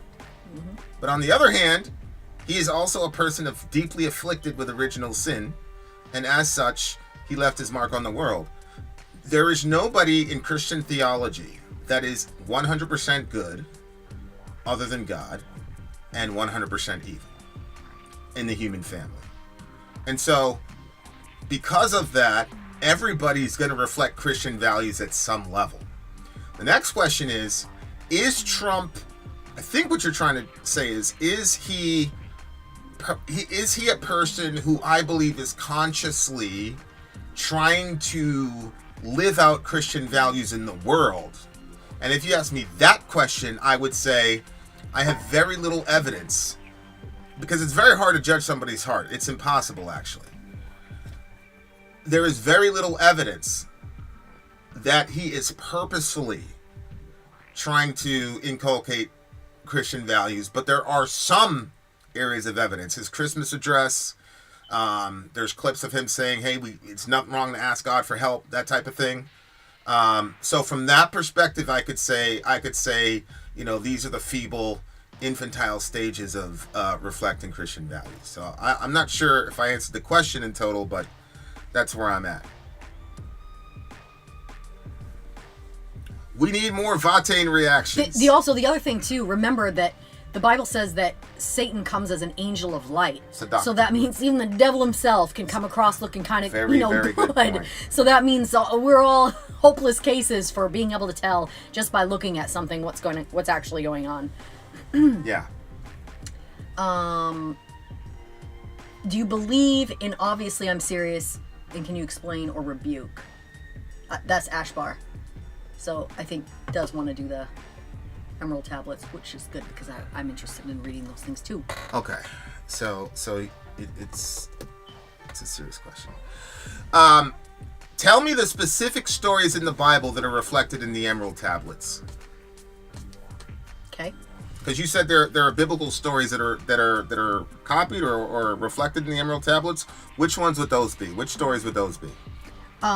Zero Cobalt, what are the winning lottery numbers for this Friday's Mega Millions? Go ahead, Ben, tell us what it is. I have no idea. You don't want to gamble? Yeah, me now want to gamble. Okay, so there's 2 questions coming for you. For both Vin and Sori. What do you hate the most about politics? One thing I hate is the general public when they act like politicians. They used to always say we're liars and saviors. So what's your overall feeling on politics, or what do you hate? What do you hate the most about politics? What I hate the most about politics is the lying. It wastes so much time. If you have policies and you're going to go with them, then say that you're going to, and if you're not going to, then don't. Don't put all these promises out there and then not pull through for them. The other thing that I hate about I think that makes it extremely boring as well. That's probably part of the reason why I like Trump, is because when he says something, it seems like he makes it actionable. So, right now he's talking about renaming the Mexican, what was it? Was he renaming what? He's renaming the Mexican. The Gulf of Mexico to be the Gulf of America. Right. Yeah. Stuff like that. Like, I appreciate that level of, when we first, heard historical accounts and stuff in politics, it was like, you heard a lot about America, overcoming stuff, and, it just seemed like, we were taking over the Panama Canal and all these different things. It seemed like we were doing a lot of stuff. The Panama Canal was originally ours. So. Yeah, but we had a situation involved with that, wasn't there? Yeah. Wasn't there a fight over there? Some of the stuff people are freaking out about Trump are not as bad as they're trying to portray them as. But. Okay, so I would say it's the lying. That's what I hate the most about politics. It's the lying and the dishonesty and the way that it gets sometimes, or it seems like a lot of times, it gets nothing gets done about it. I think the biggest thing I hate about politics is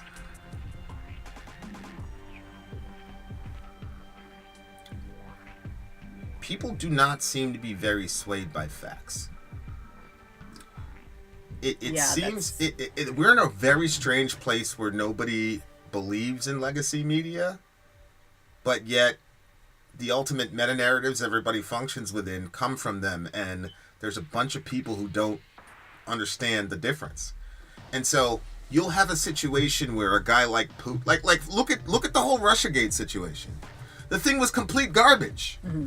And they lied to us and spent millions of dollars and impeded this man from governing the country, because he's dealing with cases the entire time.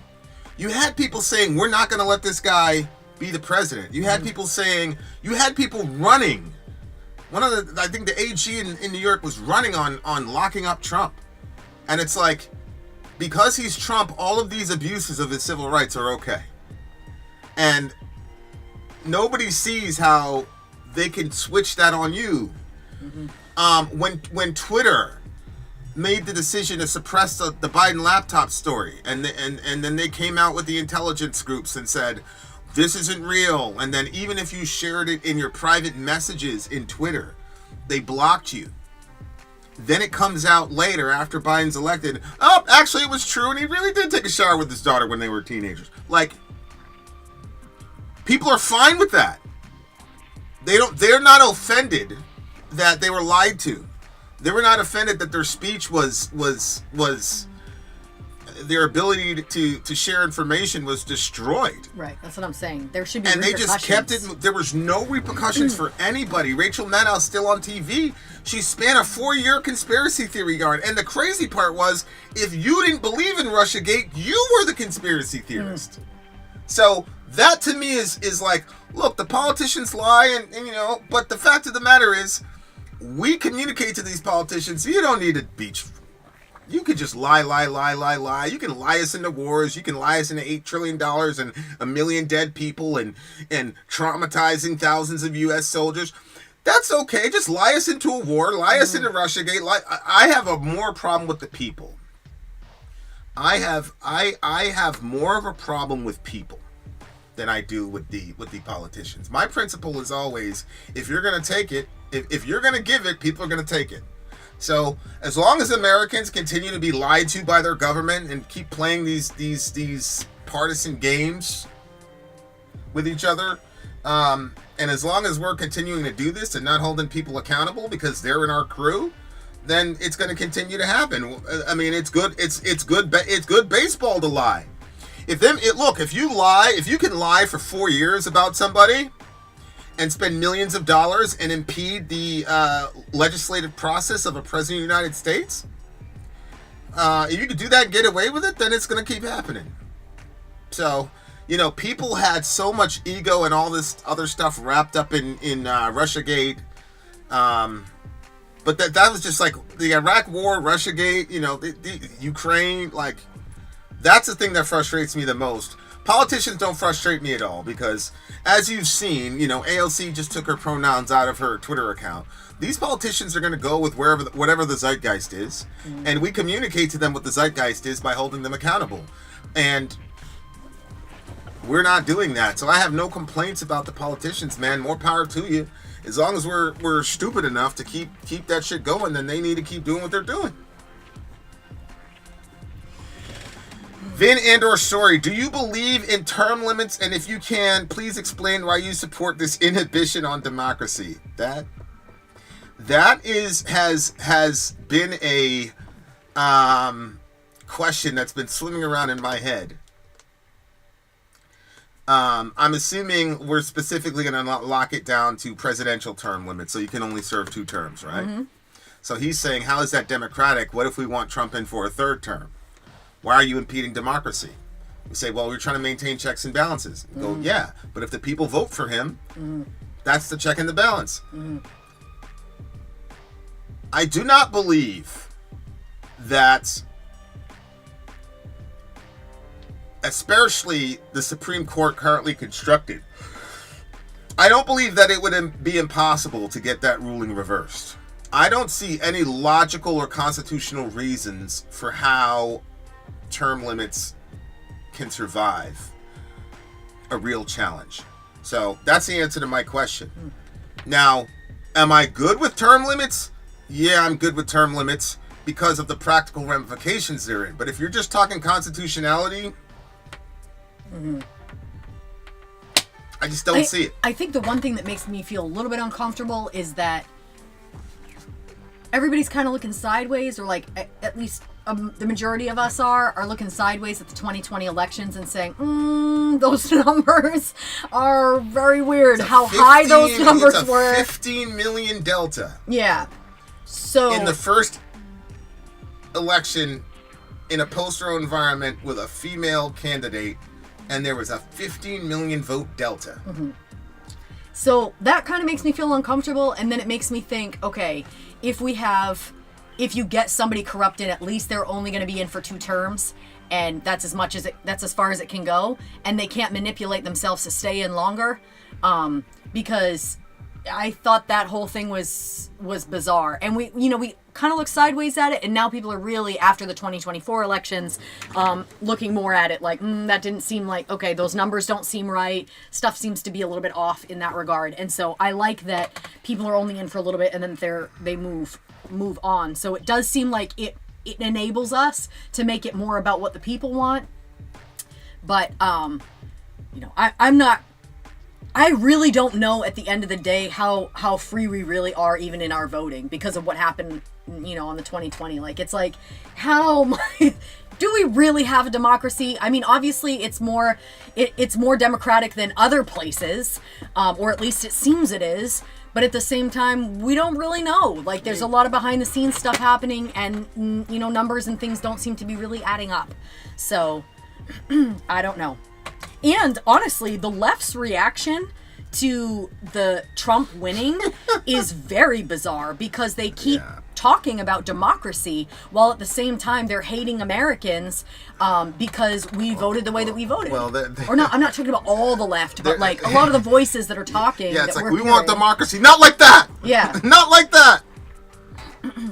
They want democracy when it's what they want. Do you think the miracle of the sun and the apparitions of Mary telling the kids they need to suffer, etc., were demonic or UAP interferences? I do not, at this point in my life, see much difference between angelic activity Yeah, Dems. and UAP phenomena. I do not believe that the miracle of the sun, so-called, was originated in God, in the Most High. I don't believe that. I think That's interesting. I don't believe that either. the apparitions had a very Mary word direction, and I'm not afraid of the Blessed Mother he's got at all. The Blessed Mother hanging right here. I'm not afraid. She was right here in the beginning of the stream. I'm not afraid of her. I love her to death. But the Mary I know would say, talk to Jesus, listen to him, and then get out of the way. Mm-hmm. And so, yeah, I think that there's definitely, look, Satan knows what he's planning. So, she gave an accurate prophecy about the destruction that was going to happen to the world. But Satan knew what he was planning in the. But yeah, but what I would say is that the miracle of the sun, if you really look at the details of the miracle of the sun, actually, we have a book about this that we were reading together with Jacques Vallée, where people were talking about the sun actually as a disc that was spinning. I mean, the term disc is actually used, and so these people in Europe at the time didn't have language for UAP or UFO, and so yeah, I really think that that's a lot of what was going on over there for sure.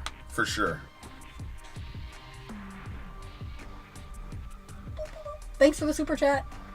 What's your thoughts that Lucifer's name is Samael? Yes, yeah, the Lucifer thing really just means Venus. I know a lot of people, especially if you're raised on the KJV, believe that Lucifer is like the common proper name for the devil. It's not. It's not a distinctly Hebrew. It's a loan word as well. Loan word? Yeah, Lucifer. It's really what do you mean, just used once? What do you mean by loan word? Hapaxogomena. Loan word meaning from other cultures, not rooted in the original culture. Oh, okay. So yeah, you would expect, Samael and all the rest of those guys. My favorite one is Shemyaza. He's the one that got us all in all this trouble at Mount Hermon.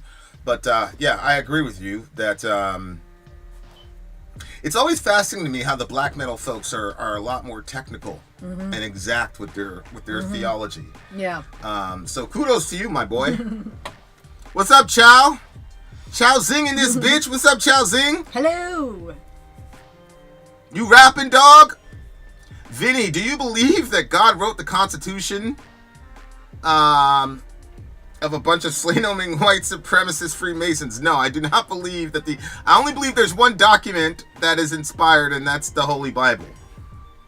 I do not believe that the Constitution is an inspired document. But when it says that all men are created equal, that's not the Constitution. Yeah, I know. That's a preamble to the Declaration of Independence. Yeah, but stuff like that, we believe it obviously has its roots in the Bible. And the other thing that's interesting about it is it was a bunch of white supremacists, but at the same time, like when they wrote that, they didn't believe that black people were equal. Obviously, they had slaves at the time, but they wrote a document that was greater than they were.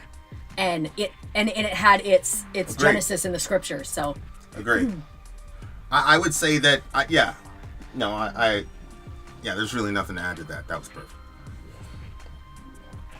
I'm an theistic Luciferian, so that's why. Yeah. Okay. Well, come and welcome. Vin, what do you think of the idea that Yahweh is a pagan god? Well, of course he is. He's everybody's god. There's only one God. Right. So. He is the god of the pagans. He's also the god of the atheists. That pretty much goes along with the Bible. What am I missing? Yeah, no, it's just an interesting, like, a pagan god. It makes it sound like in the lineup of all the pagan gods, is he one of them? No, he is the only. Well, we say that's why it's called. He's the King of Kings and the Lord of Lords, is because there are lesser gods. In fact, the scripture says that we are gods, in a lowercase sort of place. Oh my gosh, you know what I was thinking about? What's going on? Where does the Bible say you're gods? Elohim. Like in Genesis. says you're in the image of God. Where does it say you're God? I thought the word breaks down to be that we are like lower gods. Where? What verse? What, maybe it's a little lesser than the angels? Yeah, he said he made us for a little while a little lesser than the gods or the angels. Well, hold on a second. I thought that there's a spot in there where we're gods in a lower sense. Well, it's Hebrews 4, right? It says he made us for a little while lower maybe that's than not the verse that I'm talking about. It's angels. actually Genesis that I was thinking of. Something in Genesis. Genesis never says that we're Elohim. Okay, who does it use the word gods for? Just the angels? Are you talking about Psalm 82? I said you're God, children of the Most High, but you'll die like men? No, because that would have been that's that the was angels. the B'nai Elohim. Yeah. There's nothing in the text that says we're gods or we're going to become gods. The closest you can get is the Psalm where it says, "I made you a little." He made man for a little while lower than the angels. Is the translation, but the word says Elohim. So you can extrapolate from that. If we are a little while lower than the Elohim, that means at some point we're going to be exalted above them, right? Yeah, but that wasn't what I was thinking of. I'm not really sure. Other than that, the Bible doesn't say that. Yeah, I'm not sure where I was thinking about that. But again, in Psalm 82 it says, I said you are God's children of the Most High, but you'll die like men. No, that wasn't what I was thinking of. Okay. I just thought that there was something else that I thought that there was something in there that was in the Hebrew. Okay. What are your thoughts on Christians becoming atheists by religious abuse or any kind of abuse? Well, I've talked to people. He's following Jesus now, but he went to Satanism because the brand of Christianity that he was dealing with was extremely oppressive and really antichrist. And so Jesus made a statement. He says, whoever causes one of these little ones who believe in me to stumble, it'd be better for you to, unalive yourself, literally. I mean, that's what Jesus said. And a lot of, people don't take that verse seriously enough. I think God holds the corrupter way more accountable than the people reacting to the corruption. Mm-hmm. The second thing is, I told that dude, because he was like a Satanist, he did a bunch of rituals or whatever, and he was a little bit concerned for his soul now that he was returning to Christ. I said, listen, man, you're leaving that Christianity and then embracing the enemy of Christ was actually you fighting for the true God. Because at some level you were saying, this cannot be the true God. But you didn't have any guidance to show you what the true God was like. And so you're like, well, I'm going to go the opposite direction. But I don't believe that you were really devoted to Satan. You were just saying, I am rejecting that God because that God is destructive. And in that sense, you were fighting for God. And the evidence would be the fact that when you had the opportunity to see the real and true God, you want to follow him. And now you're worried about blaspheming him. So that's what I would say. I would say that God always holds the people in power way more accountable than the people who are not in power. But at the same time, we've got to be accountable because God's a person like anybody else. And so if you had a child that was, in an orphanage or whatever, and a bunch of people told your child a bunch of lies about you, and so your child ended up growing up with the fuck dad energy, you could understand that. And what you would do is you would enter into his life, maybe buy him a coffee, maybe do this, maybe that. You're going to understand as a father, this guy's going to need time to deconstruct all the bullshit that he was fed about me. So all I would say is, if anybody's in that situation, let God get you the coffee and sit down and have a chat. What harm could it do? Open the Gospel of John, read one page a day. And, there's only 22 chapters in the Gospel of John. Read a chapter a day. And then by the time you get to John 22, if you think it's bullshit, then get out of the coffee shop and do your thing. I just have never seen somebody go beginning to end of the Gospel of John and not be radically changed. So that's what I'd say.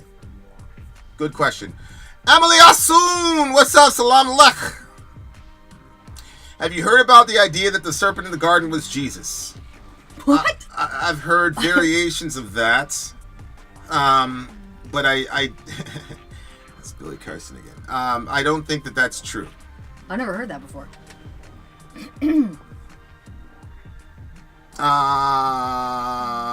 What's your thoughts on anti-cosmic Luciferianism? Well, I think I forgot the name of the guy. Was it the dude that did Death?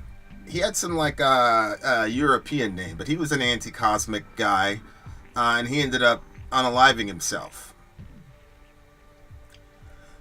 The anti-cosmicism is very interesting because the scripture says God is not the author of confusion.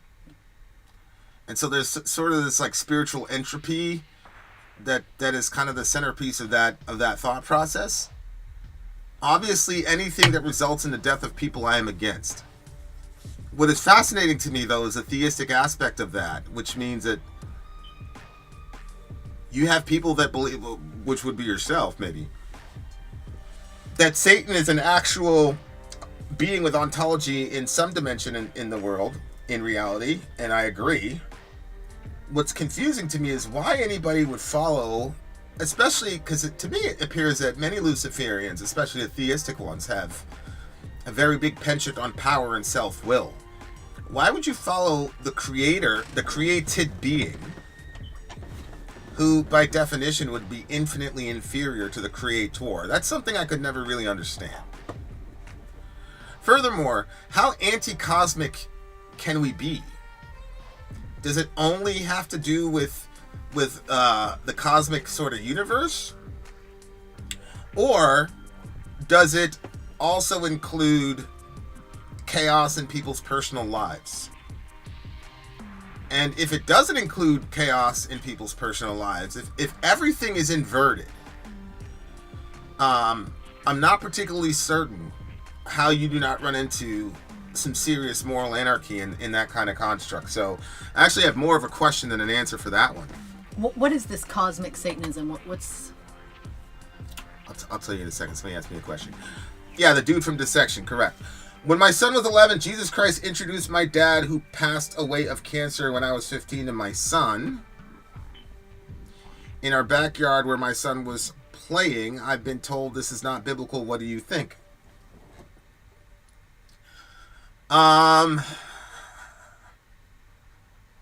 Well, Christian case, what happened with your son after that? Mm-hmm. Like, what was the effect of that interaction on your son? Do you think Jesus is more forgiving than we give him credit for? Like, we'd be surprised who actually gets into heaven. Yes. I think on both sides we're going to be surprised. Mm-hmm. Paul said, behold the kindness and severity of God. Mm-hmm. And so I think we're going to be extremely surprised at God's graciousness and all the rest of it. And I also think a lot of people, and not a lot of things scare me, but sometimes I will go in persona to that day to some of my friends, and people are going to be terrified. People are going to be terrified. Like, and that's why I say, like, when people, oh, Jesus Christ, blah, blah, blah, like, I honestly don't get offended. I kind of, because the price that Jesus paid for us to avoid wrath tells me that wrath is something to be avoided. Yeah. And I would rather spend 7,000 years in the gulag than spend 7 seconds with Jesus looking at me the way he's going to look at some of you. It's not a game. Yeah. I would encourage people to look into it. Mm-hmm. Yeah, my thing is, like, a lot of us have experienced depression and darkness and horrible periods of our lives, and in those places, like, that's not hell.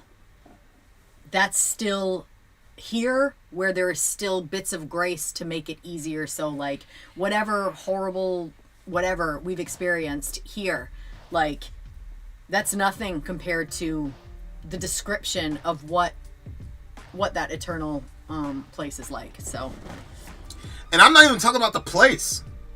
I'm talking about the confrontation. Mm-hmm. I'm just talking about the confrontation. Yeah, when I was a kid, like, it was old I didn't school. even They think did of that, spanking yeah. and things like that. just the initial confrontation was way scarier to me than the spanking. Mm-hmm. I was relieved. Mm-hmm. So people have no idea, because they've never looked him in the eye. Mm-hmm. So that's my thing. Like, this shit is real. It's really real, and I believe most of my friends are gonna make it home, but some of y'all are not, and it's terrifying.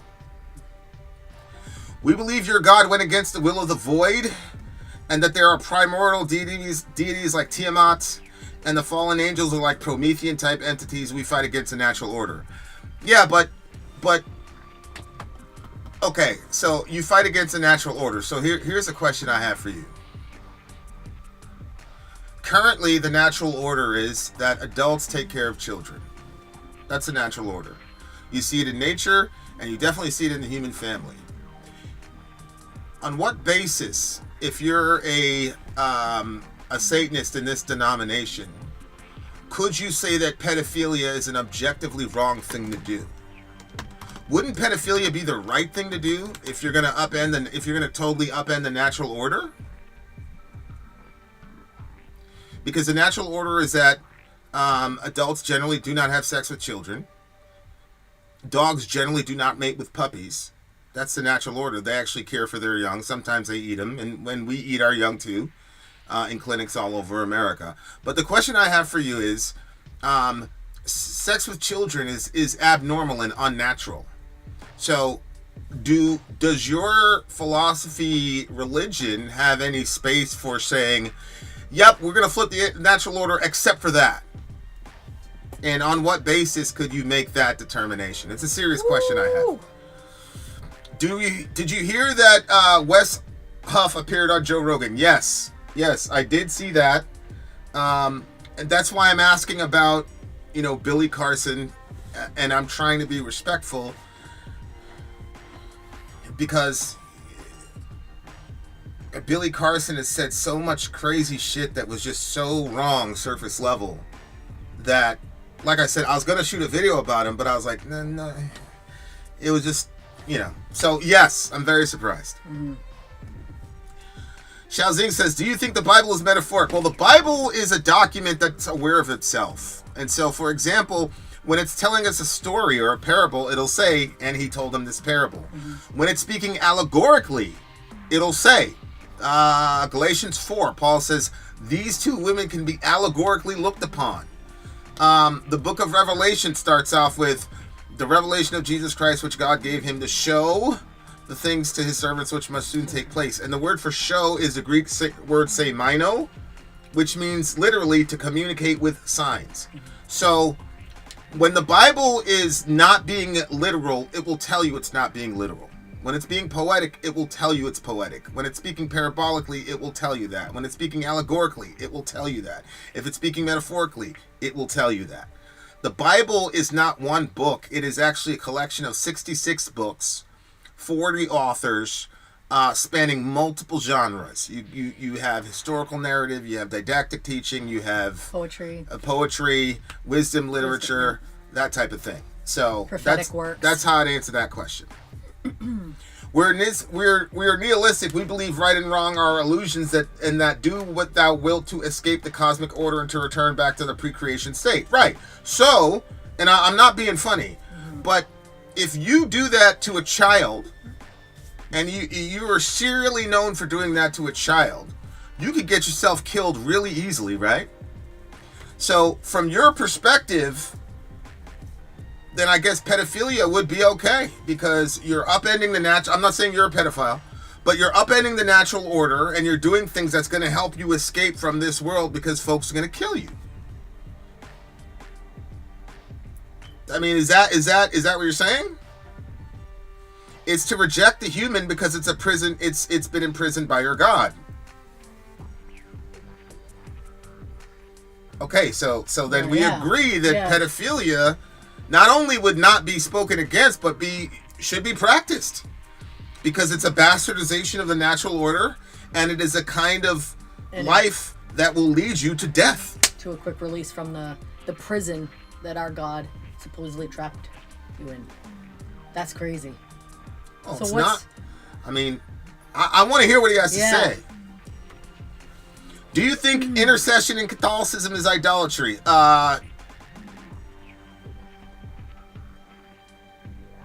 That's too broad of a question. If you're asking me the specific official teachings of the Catholic Church, no, I do not. I think that is the what does he mean by intercession? Praying to the so-called dead. No Christian prays to the dead because the saints are alive, Jesus said. God is not the God of the dead, but the God of the living. So, no Catholic prays to the dead. If the person is saying, Saint Michael, I'm about to go and do this op, and I want you to protect all me and my friends because you're a warrior angel and we're warriors, I don't see how that's idolatrous. I do think it crosses the line when you have Ligori, for example, who talks about Mary being our life and our sweetness and our hope. To thee do we cry, banished children of Eve in this vale of sorrows, etc., etc. That is idolatry. You know, the analogy they say is look, you ask your friends to pray for you, and I say that's true. But I've never said, sorry, my life, my sweetness, my hope. I'm a banished son of Adam, and you're the person that I can come to for hope and all the rest of it in this vale of tears. Like, Jesus paid a heavy, heavy price to wipe my sins away, right? And he also paid a real serious price to wipe the tears out of my eyes. Mary didn't pay that price. And so I'm very jealous to protect that for Christ because he earned it. But if you're asking Mary to talk to her son on your behalf, I don't think that is idolatrous. But if your heart attitude is that Mary is your life, your sweetness, and your hope, then you're cheating on Christ with his mother.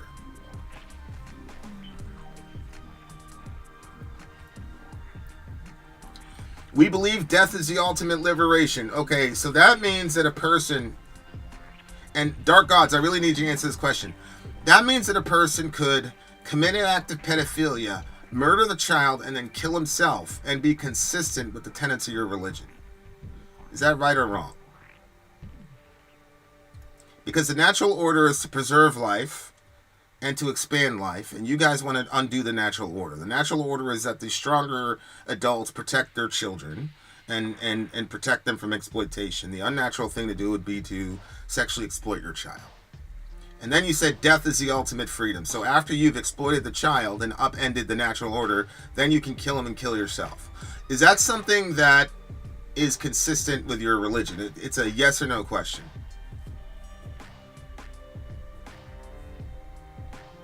Anti-cosmic Satanism is about embracing the complete destruction of the world in all of its forms as far as I understand it. I've got a practitioner here, so I want to see what he says. I suspect that this individual is better than his religion.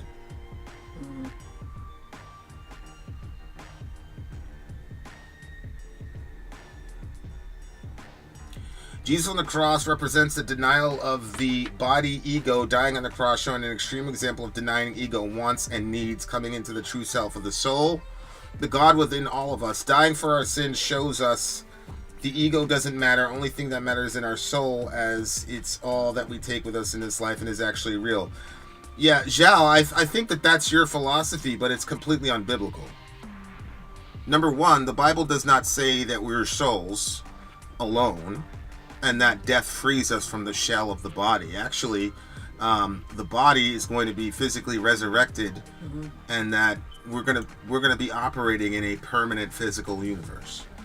Number two, nowhere in the Bible does it say that the ego doesn't matter. The ego absolutely matters to God.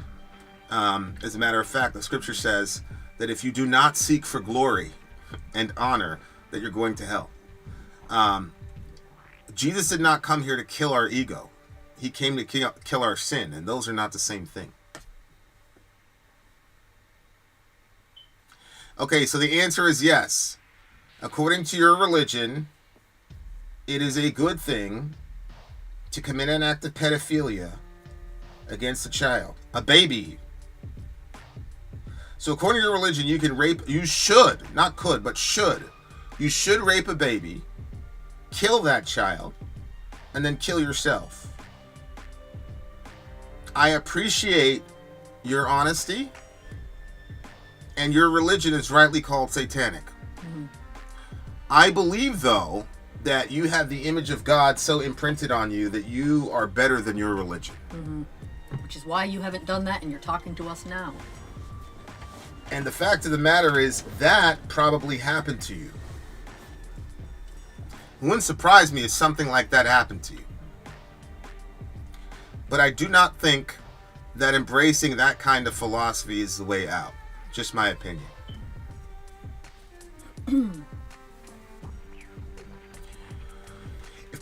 Angel Sin says, if prayer is a sacrifice like Scripture says, and we are to worship God alone, then I don't see how Roman Eastern veneration of saints is anything but idolatrous. Yeah, because I think that the term pray is where we get into the weeds. And when I say we, I'm talking about our Catholic friends. We're talking about praying to saints and things like that. If I call up my friend, I don't say I prayed to my friend. So if a person were to say, I called up so-and-so, but the issue is it's very awkward to say I communicated with the Blessed Mother, blah, blah, blah, blah, blah, blah. What I'm trying to get to is asking someone for intercession is not idolatrous in a biblical sense, because we have this thing called the communion of the saints. I think it crosses a line to prayer when you make a preamble about the Blessed Mother being your life and your sweetness and your hope and all the rest of it. I think it goes from communication to prayer at that point. Mm-hmm. Mm-hmm.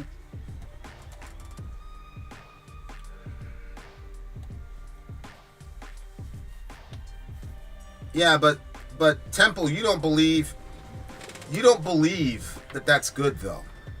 I'm pretty sure if you opened the newspaper and you heard that somebody had done that to a baby, raped a baby for 13 hours, and then they discovered it with 155 cuts all through their body, and the baby slowly bled to death and died, I don't think you'd look at that and say, great, fuck the Creator. I think it would break your heart and fuck up your day. That's what I think. I just think that if you have a religion that you are infinitely better than, then you need to scrap that religion. Yeah. I think that if you have beef with your Creator, you probably have very good reasons for why you have beef with your Creator. The problem is that you were created in the image of your Creator. And so, Jesus said that to Paul. He said, it's hard for you to kick against the goads. People like you are closer to God and more aware of God in the day-to-day mundanity of life than most churchgoers. So part of the problem is you're constantly being haunted by this spirit that's constantly chasing you down. But I think that struggle's a good struggle for you. But yeah, bro, I mean, I don't believe that you believe in that for a second. Because then what would have to happen is you'd have to say, all them white folks that lynched your forefathers, that was a good thing. All them white folks that raped your foremothers and had an assembly line so that these women could be raped, so they could breed men and turn them into animals, which is, again, another flipping of the divine order, right? You turn a man is supposed to be a man, but you can flip that and turn him into a beast of burden. That's what the transatlantic slave trade did. I don't think that you think that that's good. Yeah, I know you're saying you wouldn't care. And I think that speaks to a lot of pain. I think you're in a lot of pain. I don't penalize anybody. There's a passage in the scripture where it says, this guy's having a hard time and his friends are saying, hey, and he goes, man, why don't y'all just shut the fuck up? Don't you understand that the words of a despairing man are words for the wind? So when people are in pain and they're in despair, they say a lot of words that God doesn't hold against them. And I don't think God will hold any of the things that you said against you, because you're in obvious pain. I'm just saying, in the midst of your pain, you can't follow a religion where you are infinitely better than that religion. Like, religion is supposed to challenge you to go to heights of goodness that you couldn't do before.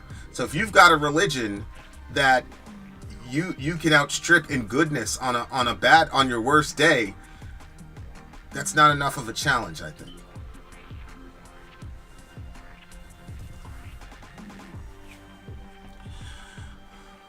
Why would God want us to have egos? That's what makes people fight and makes people feel better than others or worse. Wouldn't God want everyone to feel as one? Well, Zhao, the ego is not the problem in a biblical worldview. Sin is the problem.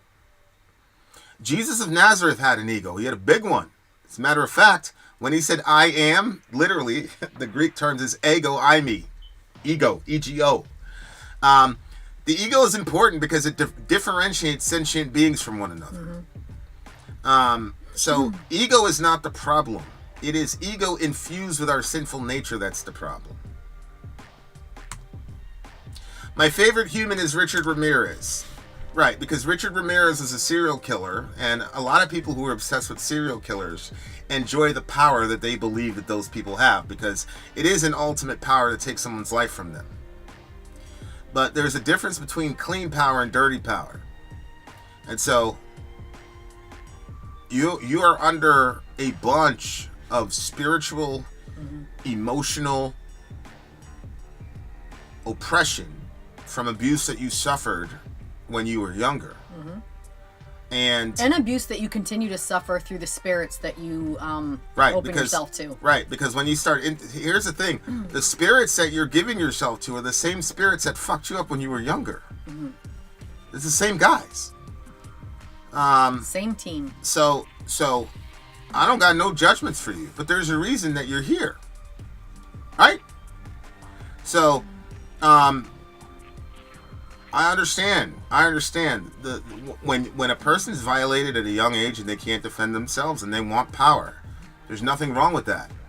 There's nothing wrong with wanting power, because you are powerless to help and defend yourself when those things are happening to you. Right? So that's part of the image of God in you that says, this should not have happened to me. I should have been able to resist. That's part of the image of God in you. So that's not the problem. The problem is that the avenue of power that these beings are offering you are only there for your misery. And he says it's not a religion, it's a way of life. Well, actually, that makes complete sense to us, because it's the same thing for us as Christians. Like, it's not a religion. Like, our Christianity, it's our way of life. Like, when we wake up, like when we eat our meals, it's like a part of everything that we do. And, it used to, I went through a part of my life where it was what I would do because it was what I was supposed to do.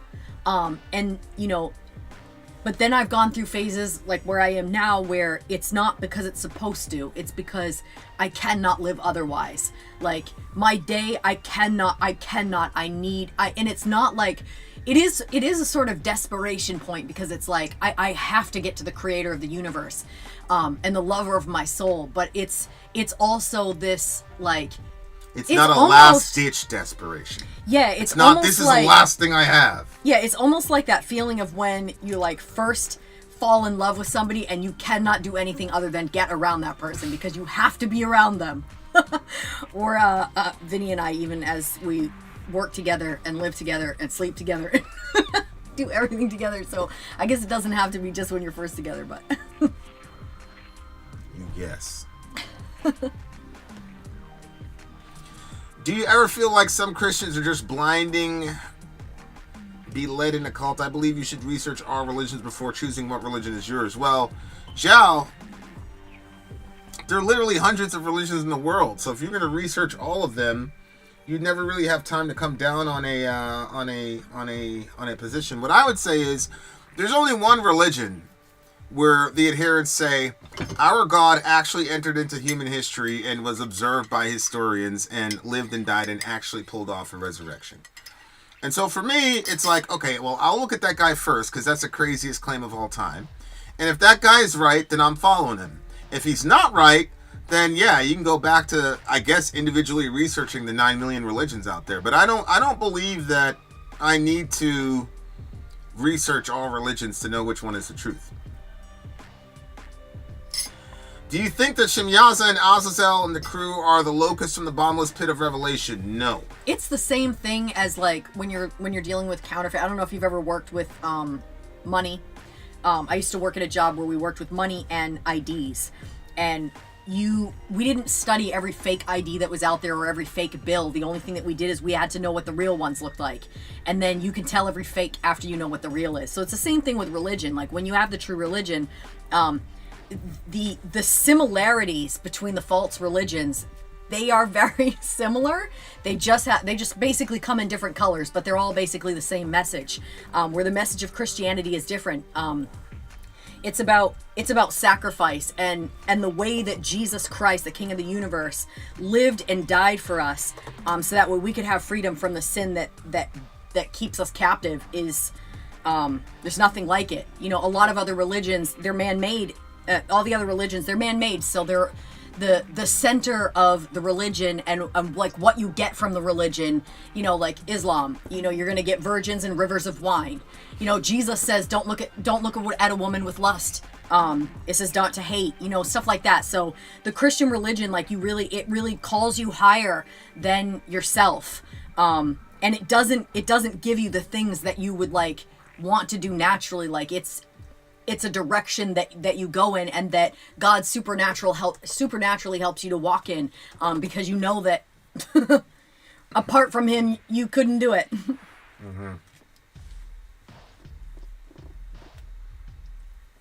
Mm-hmm. Okay, Temple of the Dark.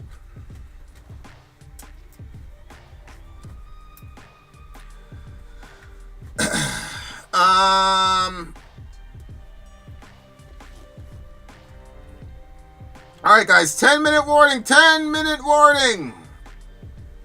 10-minute warning.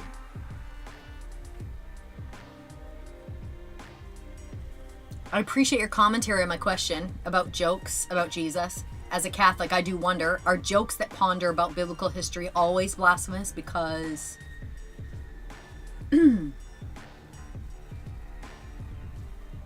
Temple says good is subjective. Who told you that? Who told you that good was subjective?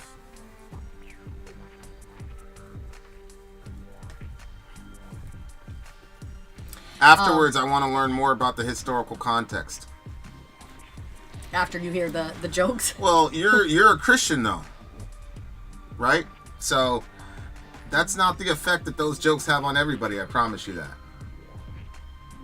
Anything that gives my unbelieving friends the impression that Jesus is something to be played with, to me is a non-starter. I don't want my friends thinking that Jesus is somebody to play with. Mm-hmm.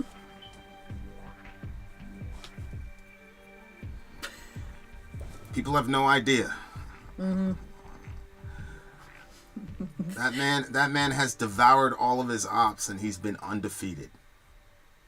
So, a lot of the things that people blame God the Father for in the Old Testament was Jesus out there wrecking shop.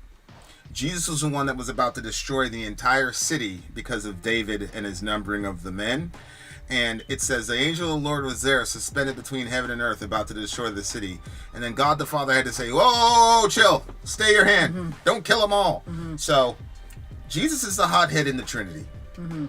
So that's my thing. Like, okay. Like, so that's my thing about the blaspheming Jesus thing. I think the other thing too about the blaspheming Jesus thing, it's definitely everything that Vin just said. But also there's the like, oh, I don't like, you don't want to offend like this great, or like you don't want to like all of that. But then there's also like, I have not had a greater friend in my life, and I know you haven't either. Like,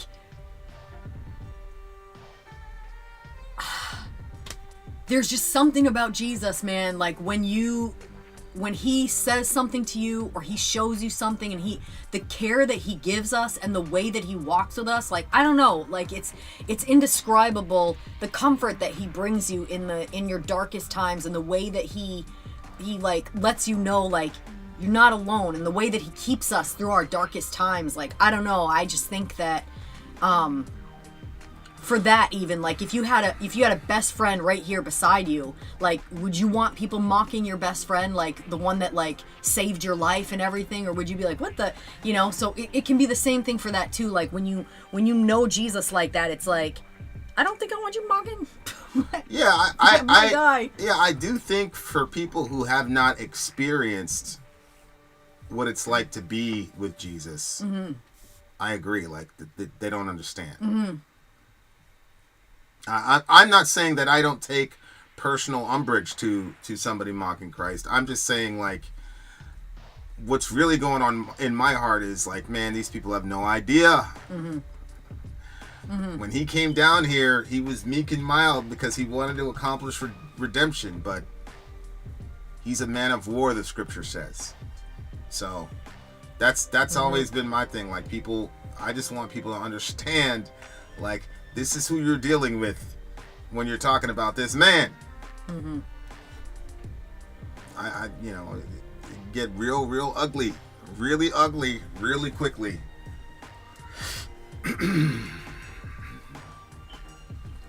My son actually enjoyed the encounter, and once in a while talks about it like it happened yesterday. My question: could my dad have asked to meet the grandson he didn't get to? Absolutely, he could have.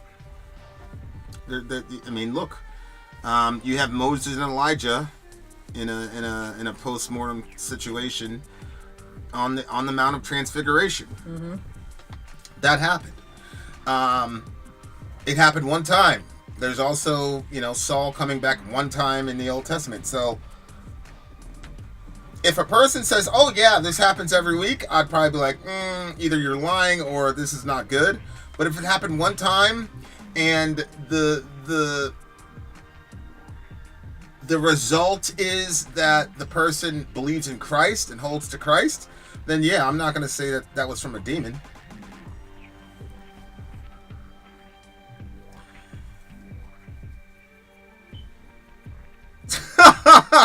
If anyone shot on my boy when he wasn't around, but I'm popping that nigga. Yeah.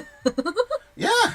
And Jesus said something again terrifying in John. He says, you dishonor me, and then he says, but there is one who seeks my honor. So okay. All right. And you know, we're Trinitarians. God is a father, so you know, I think it's in like Second Opinions where God says, fuck around and find out. Jeez, a babe. It honestly scares me. Honestly does. I'm like, these people have no understanding. They don't get it. They don't understand terror. They don't understand fear. Y'all don't get it. Yeah. And I'm usually quiet when people do some dumb shit like that. People say weirdo shit about Jesus. Like, I'm usually quiet. I'm like, Lord, he didn't mean it. Sometimes he'd be like, how you know he didn't mean it? I'm like, oh, okay, I'm not gonna say nothing because I don't want you mad at me. What are your thoughts on Michael the Archangel being Jesus?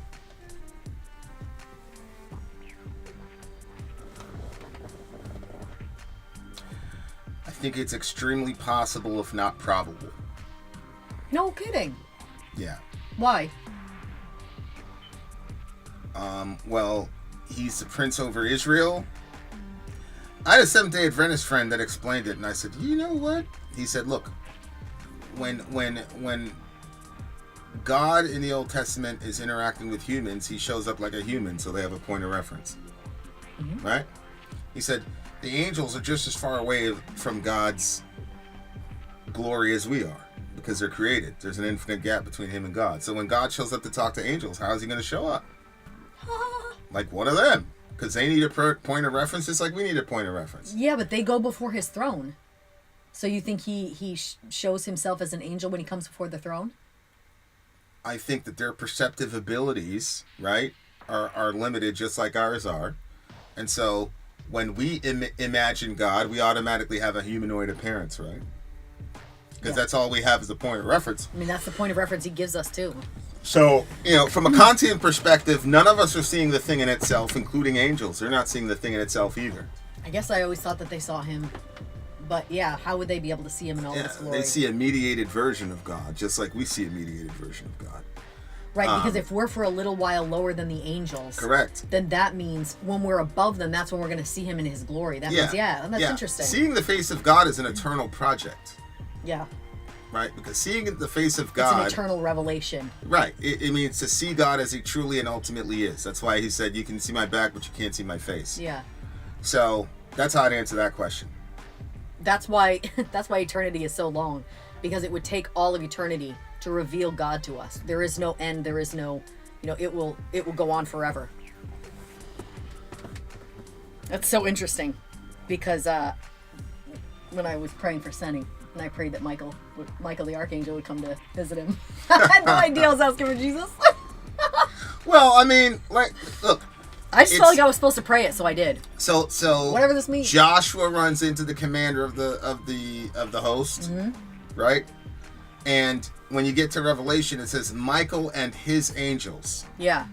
fought the devil and his angels. Mm-hmm. So if the angel of Yahweh is the commander of the host, and then in Revelation we find that Michael is the head of the angelic army, then you'd have to say that the person that Joshua met and Michael are the same being. That's interesting, yeah. But the person that Joshua met was an obvious capital G divine being, because he took off his shoes and he bowed down, and the angel accepted the worship.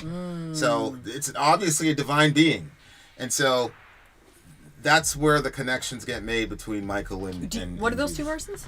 Or you want to tell me later? Tell me later. Well, Oh, no, people probably want it. Well, you know that one where I just wanted Joshua runs into the angel and he says, "Whose side are you on?" And he says, "Neither, because I've come to be the captain of the host of the Lord." And then he says, "Take off your shoes, where you're standing is holy ground," is exactly what he said to Moses when he was in the burning bush. So that's a divine being. But he's the captain of the hosts. Yep. Well, that's obviously an angelic host. Mm-hmm. And so, that was Jericho, right? And Jericho was destroyed via supernatural means because they were running around things. So it's clearly he's talking about angelic intervention. Yep. So this divine angel is a leader of the host of the angels. Then you get to Revelation, it says Michael and his angels. So Michael is the leader, and so if you combine those two together, you get that. I mean, there's a lot of Reformed scholars that went in that direction. Yeah, okay. 5 minutes, 5 minutes, dear beautiful people. Angel sin, I agree. I agree. Interesting. I think if it's not straight to the point of meditating or praying, what's the point? I'm thinking the Bible now just has wise words like Proverbs. Where's the spirit I want to feel? Well, we believe that the Spirit of God authored the Word of God. And so you're not going to be able to feel the true and authentic Spirit of God if you're not engaging with the Word of God. The Scripture never tells us to meditate. It tells us to meditate on the law of the Lord, meaning meditate on Scripture. Mm-hmm. Meaning find a passage of Scripture and sit on it. Mm-hmm. And if you do that for just a week, you open up the Gospel of John and you say, I'm going to read until a line hits me. Mm-hmm. Okay? So if you're reading and then 2 minutes later a line hits you, stop reading and meditate on that line. Mm-hmm. And watch what happens at the end of day 7. I challenge you. Mm-hmm. During that really dark period that I went through, I tried a lot of different things trying to find peace. I tried those sound baths where the noise, and when the sound was happening, I did feel a certain calm that came from the sound. I tried the meditation in the sense of try to clear your mind and just try to be because what I was really searching for was peace. And all of those things it seemed like it would be okay, when you burn your hand and you hold the cube of ice, while you're holding the cube of ice, it feels like, oh, okay, I don't feel the pain of the burn anymore. It's feeling all right. But as soon as you let go of the ice, the burn comes back with such a fire. And that's what was happening. Seems like I would get a little bit of peace while I was listening to the gonging of the sound baths or whatever, or while I was trying to sit quietly and just take in the nature.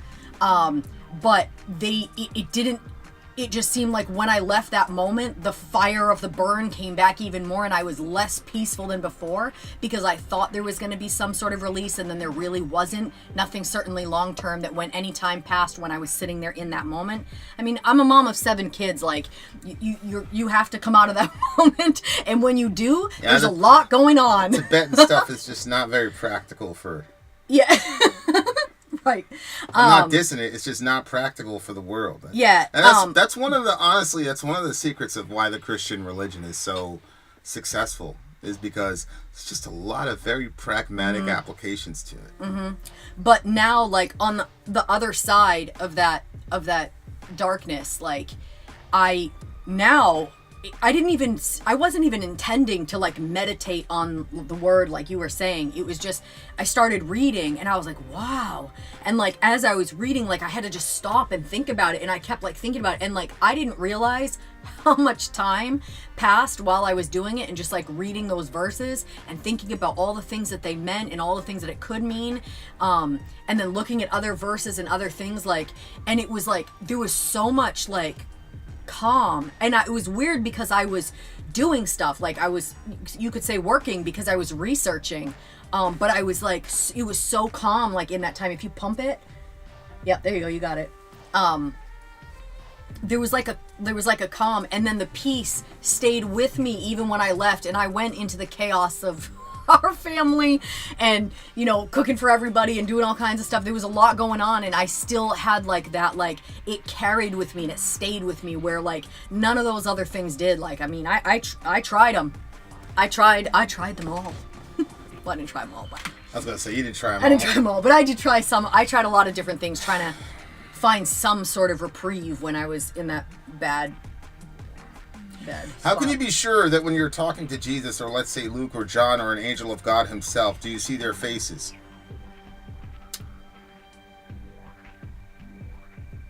By visual sight? No. But there's like it's interesting. Okay, so I would say, I'll let you do your own answer, but I'll say, like, you know how like Tool and stuff, like what do they call it, the third eye or something like that? Yeah. Like, I feel like there's like probably some version of that, like where it's like a spiritual perception where you perceive him or you like see him, but it's not like seeing these headphones. So there's like a sight that takes place, but and an understanding or a depth of sight that, I don't know, it's different than I see that microphone or I see Vinny. Yeah, I think the way that I look at it is that when you are in utero, somehow the baby knows who his mother is. It's very interesting because, like, I've seen so many births, and it's clear to me that the baby knows who his mother is. Mm-hmm. But the baby's actually never seen his mother. He's been inside his mother. Mm-hmm.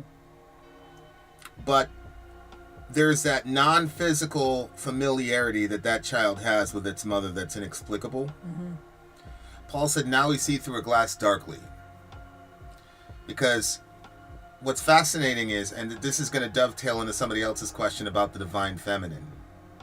The scripture says, in him we live and move and have our being.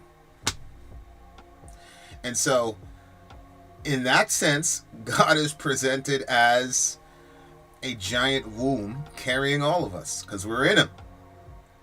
And we prosecute our business in the womb of God. And so, there is a connection and a female. Remember, that child is not verbal yet. But there's, I can promise you, there's a lot of communication happening between that child and its mother in that first moment when it's born. I'm not going to say directly. There are people that have had visions and manifestations and have seen Christ face to face. And what I'm saying is that's good. But the spiritual familiarity, we are natively spiritual. I'm not saying that our bodies aren't important. They are. That's why you're going to get one for all eternity, inshallah. But our native essence is spirit because God is spirit. So the first sight, the first sound, the first touch, all those are spiritual. And so I live and move and have my being inside the eternal God of the universe, and while I'm in that womb, I speak to him. And when I die, this is why people always go through the tunnel.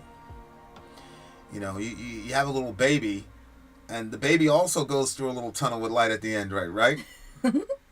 And so, when I die, I'm actually being birthed into seeing face to face. And so, when you're communicating with God, you know, and he knows you.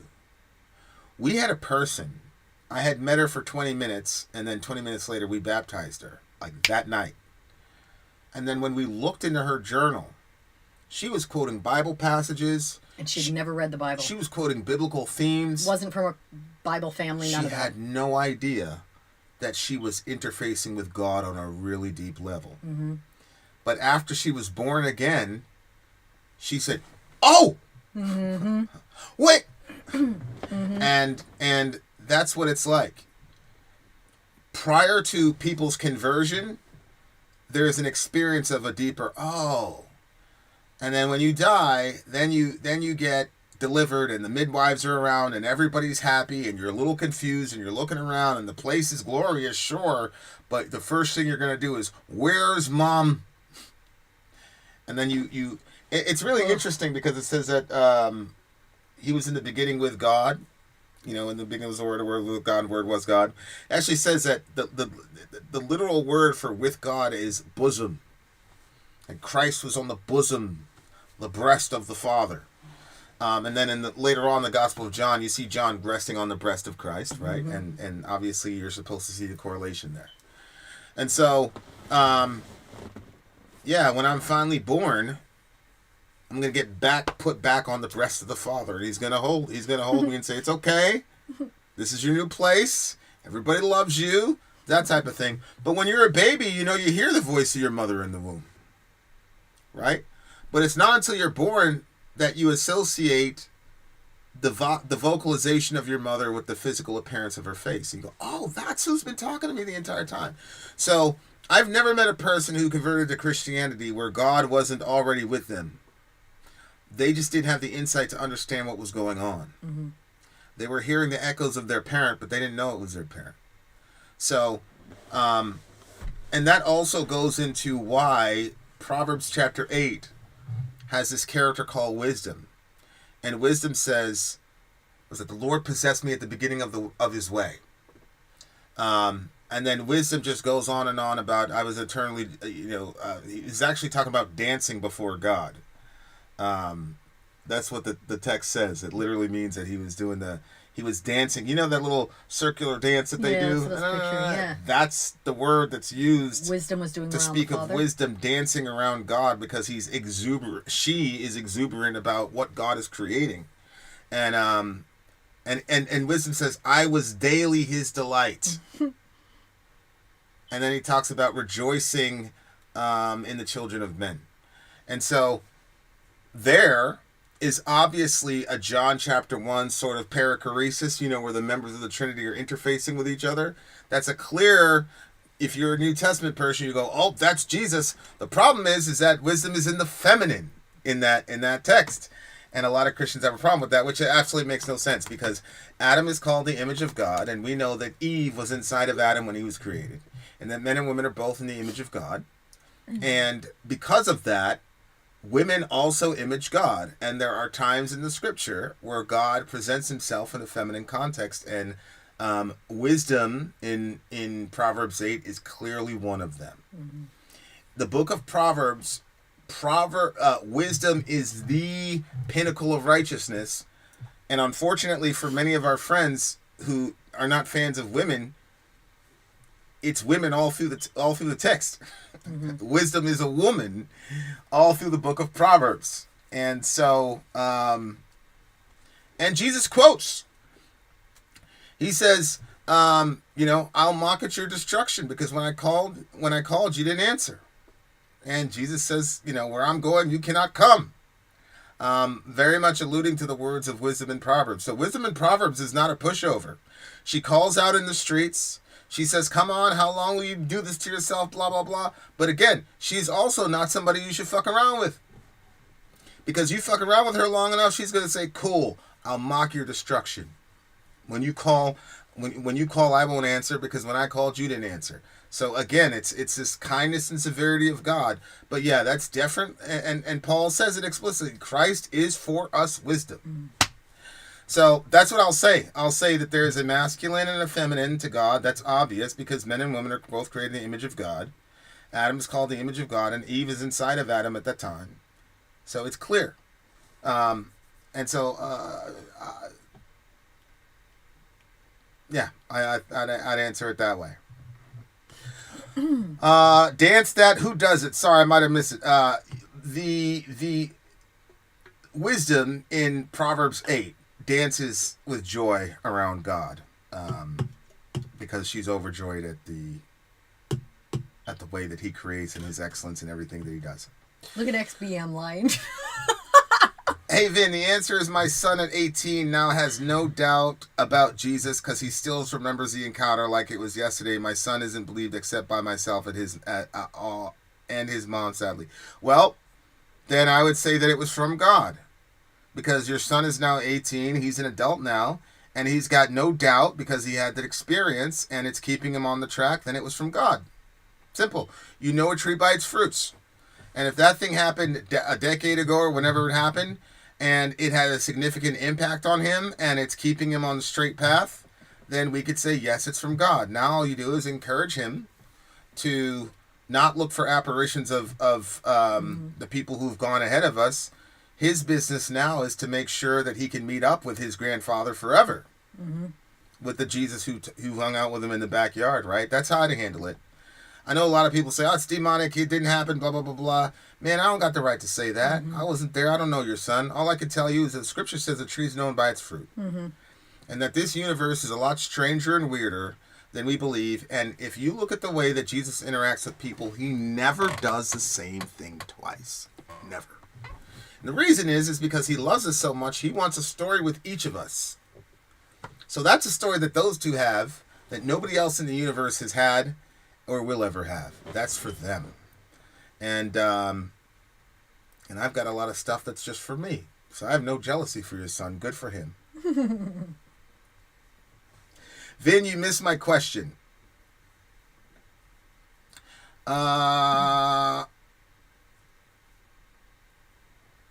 my son at 18 has no doubt about Jesus. We read that one. Because he still remembers the encounter like it was yesterday.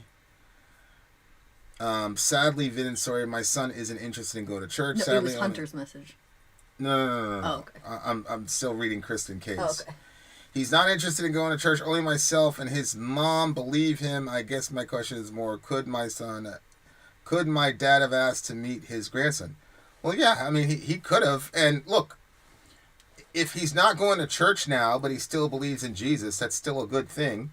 I wouldn't trouble your son too much about church. What I would do, though, is encourage him to stay in the Word, because if he does stay in the Word, then he's gonna realize his need for church eventually. And then, however that takes form, because it's not always showing up to a certain place on Sunday. Re-ask your question. I don't know what trauma release meditation is. What is that? I mean, I'm a simple guy, Zhao. You know what I'm saying? I'm not very layered. I mean, to me, it's like, sure, I would just give the same answer. I'd say get in the Word. There's a lot in the Word about trauma and fear and things like that. We have characters who've been traumatized or whatever. Get in the Word and pray the Word back to God. That's happened to me a lot. You know, I open a book and I say, oh, this guy was mistreated by his parents. There was obvious and apparent favoritism, and he felt unloved. And I was able to, I remember one specific time, there was one specific person in the Bible where that happened with. And I had probably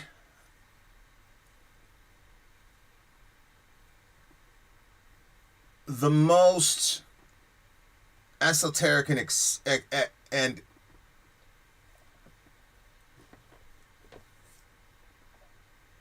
deepest spiritual experiences in my life was by that practice, where I took a story, I took a particular character in a story, and I related so much to dude's pain, and so I would read the text, pray it back to God. This happened with this guy, this happened with me, da da da. And then I started getting revelation that was absolutely insane. And I ate that revelation probably for 5 or 6 years. Like, honestly. And I'm being intentionally vague because I don't want people to copy the exact scenario and be like, it didn't work for me, blah, blah, blah. I'm just saying, if you get that Bible is so powerful, people have no idea. It is a book that reads you. And I have had insane experiences by moving back and forth between meditation, prayer, and reading, meditation, prayer, and reading, meditation, prayer, and reading. And then it talks about meditating on the law of the Lord day and night. And I remember memorizing certain passages and just repeating them over and over again, and the spiritual strength and the spiritual XYZ is what I call it, because like we don't have words for it yet. It's impossible to describe. And that's why like I always challenge people. What do you have to lose? It's just 22 chapters. Read 1 chapter a day in the Gospel of John and then see if it's all bullshit. If you get to the end of it, it's all bullshit, then cool. But trauma release meditation, meditation for enlightenment, any type of meditation, I think it's great as long as we're tapping into the correct source. And Jesus of Nazareth is the correct source. That's right. And there are no other sources that are given to men by which we must be saved. From ourself, from our psychologies, from our past, from the evil we do, from the evil done to us. There are none. It's Jesus, and that's it.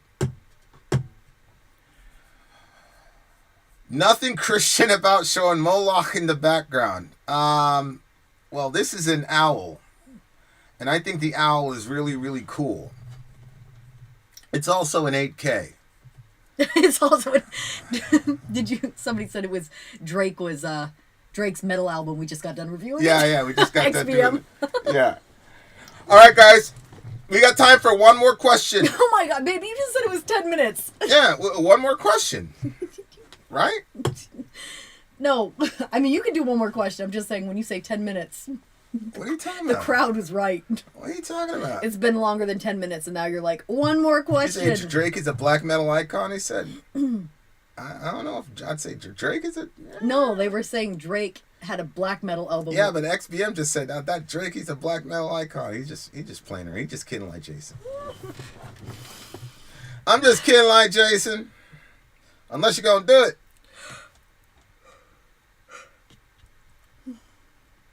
One more question, dear listeners. One more question. I don't even know, like, I came out, you were asleep. What? It like, your body's just, like, on a weird clock, bruh. I came out. Shout out to all the Twitterati. Shout out to all the Twitterati, by the way.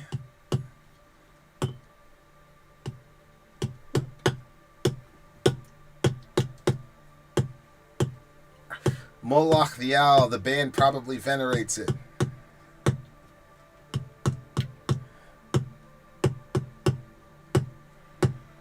Not the Nelly quote. Oh, yeah, he did get the Nelly quote. Okay. What are you laughing at? Nothing, babe. I mean, obviously you're laughing at something. What you laughing at? Well, I mean, I've seen you in different groups of people. Yeah. And it's always like the same, like they say it, they all say the same thing, they just say it different ways. So it's like somebody earlier was like, basically when Vin says 10 minutes, that's equivalent to 45 minutes. Oh, God. And then the other group that we were hanging around, they'd be like, they called it Vin time. Right. The reason I blacklisted The Shining was because the lead singer explicitly stated that he makes music to destroy people. So that's that. Do I think Jesus will return in our lifetime? No. Thanks, Vin and Story. I feel a presence and I feel the wisdom and love coming to me, but I can't say who it actually is talking to me. It's your mother slash father slash God. That's what I'm talking about. And what I'll say to you is, the next time you feel that, or if you're still feeling the remnants of that, stop whatever you're doing and just engage with that. That's all it means. That's all it is. There's a lot of things about spirituality that you will see. Oh, that was been going on the whole time. Because, people tell me, I found God, like the scripture says, you'll seek me and find me. When you seek me with your whole heart, I will be found by you, says the Lord. And so a lot of times with seeking, it's just, hey, if you're real, show up. And then he says, okay, I'm showing up. Okay, so it's a ping pong match. So he just moved the chips to your table. You got to do something with that. And the more you do that, the more those things will be frequent, and then you'll find yourself in a sea. You'll find that he never stops haunting you. Ever. That there's always, I always do it like this. There's always like somebody right here. And it's so hard to explain. But it's just this, it's like a pillar, just there all the time. There's also a holistic approach to the pursuit of God. So because we are body, soul, and spirit, the intention of your body, soul, and spirit in the direction of God.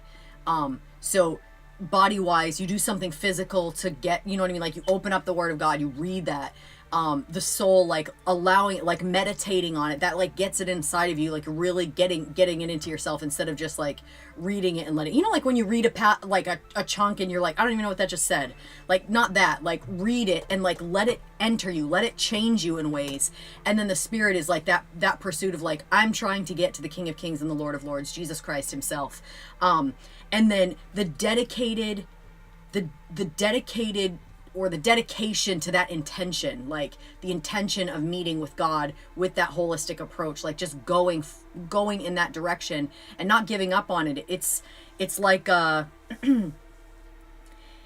if we could pursue God with the same intensity that some of us have sought after the things that destroy us, then we would have him. Some of our sin is relentless, and we think about it even when we don't want to. So, that's what I would say. What do you think about Neanderthals from a biblical perspective, not being fully man, but perhaps being in the image of God? I had a friend, a semi-famous Catholic friend, who said he wondered if the Cain and Abel story was about how we took out the Neanderthals. I don't, here's the other thing, is that when we say not fully human, what we're talking about are DNA classifications. And I am not sure that God classifies people that way.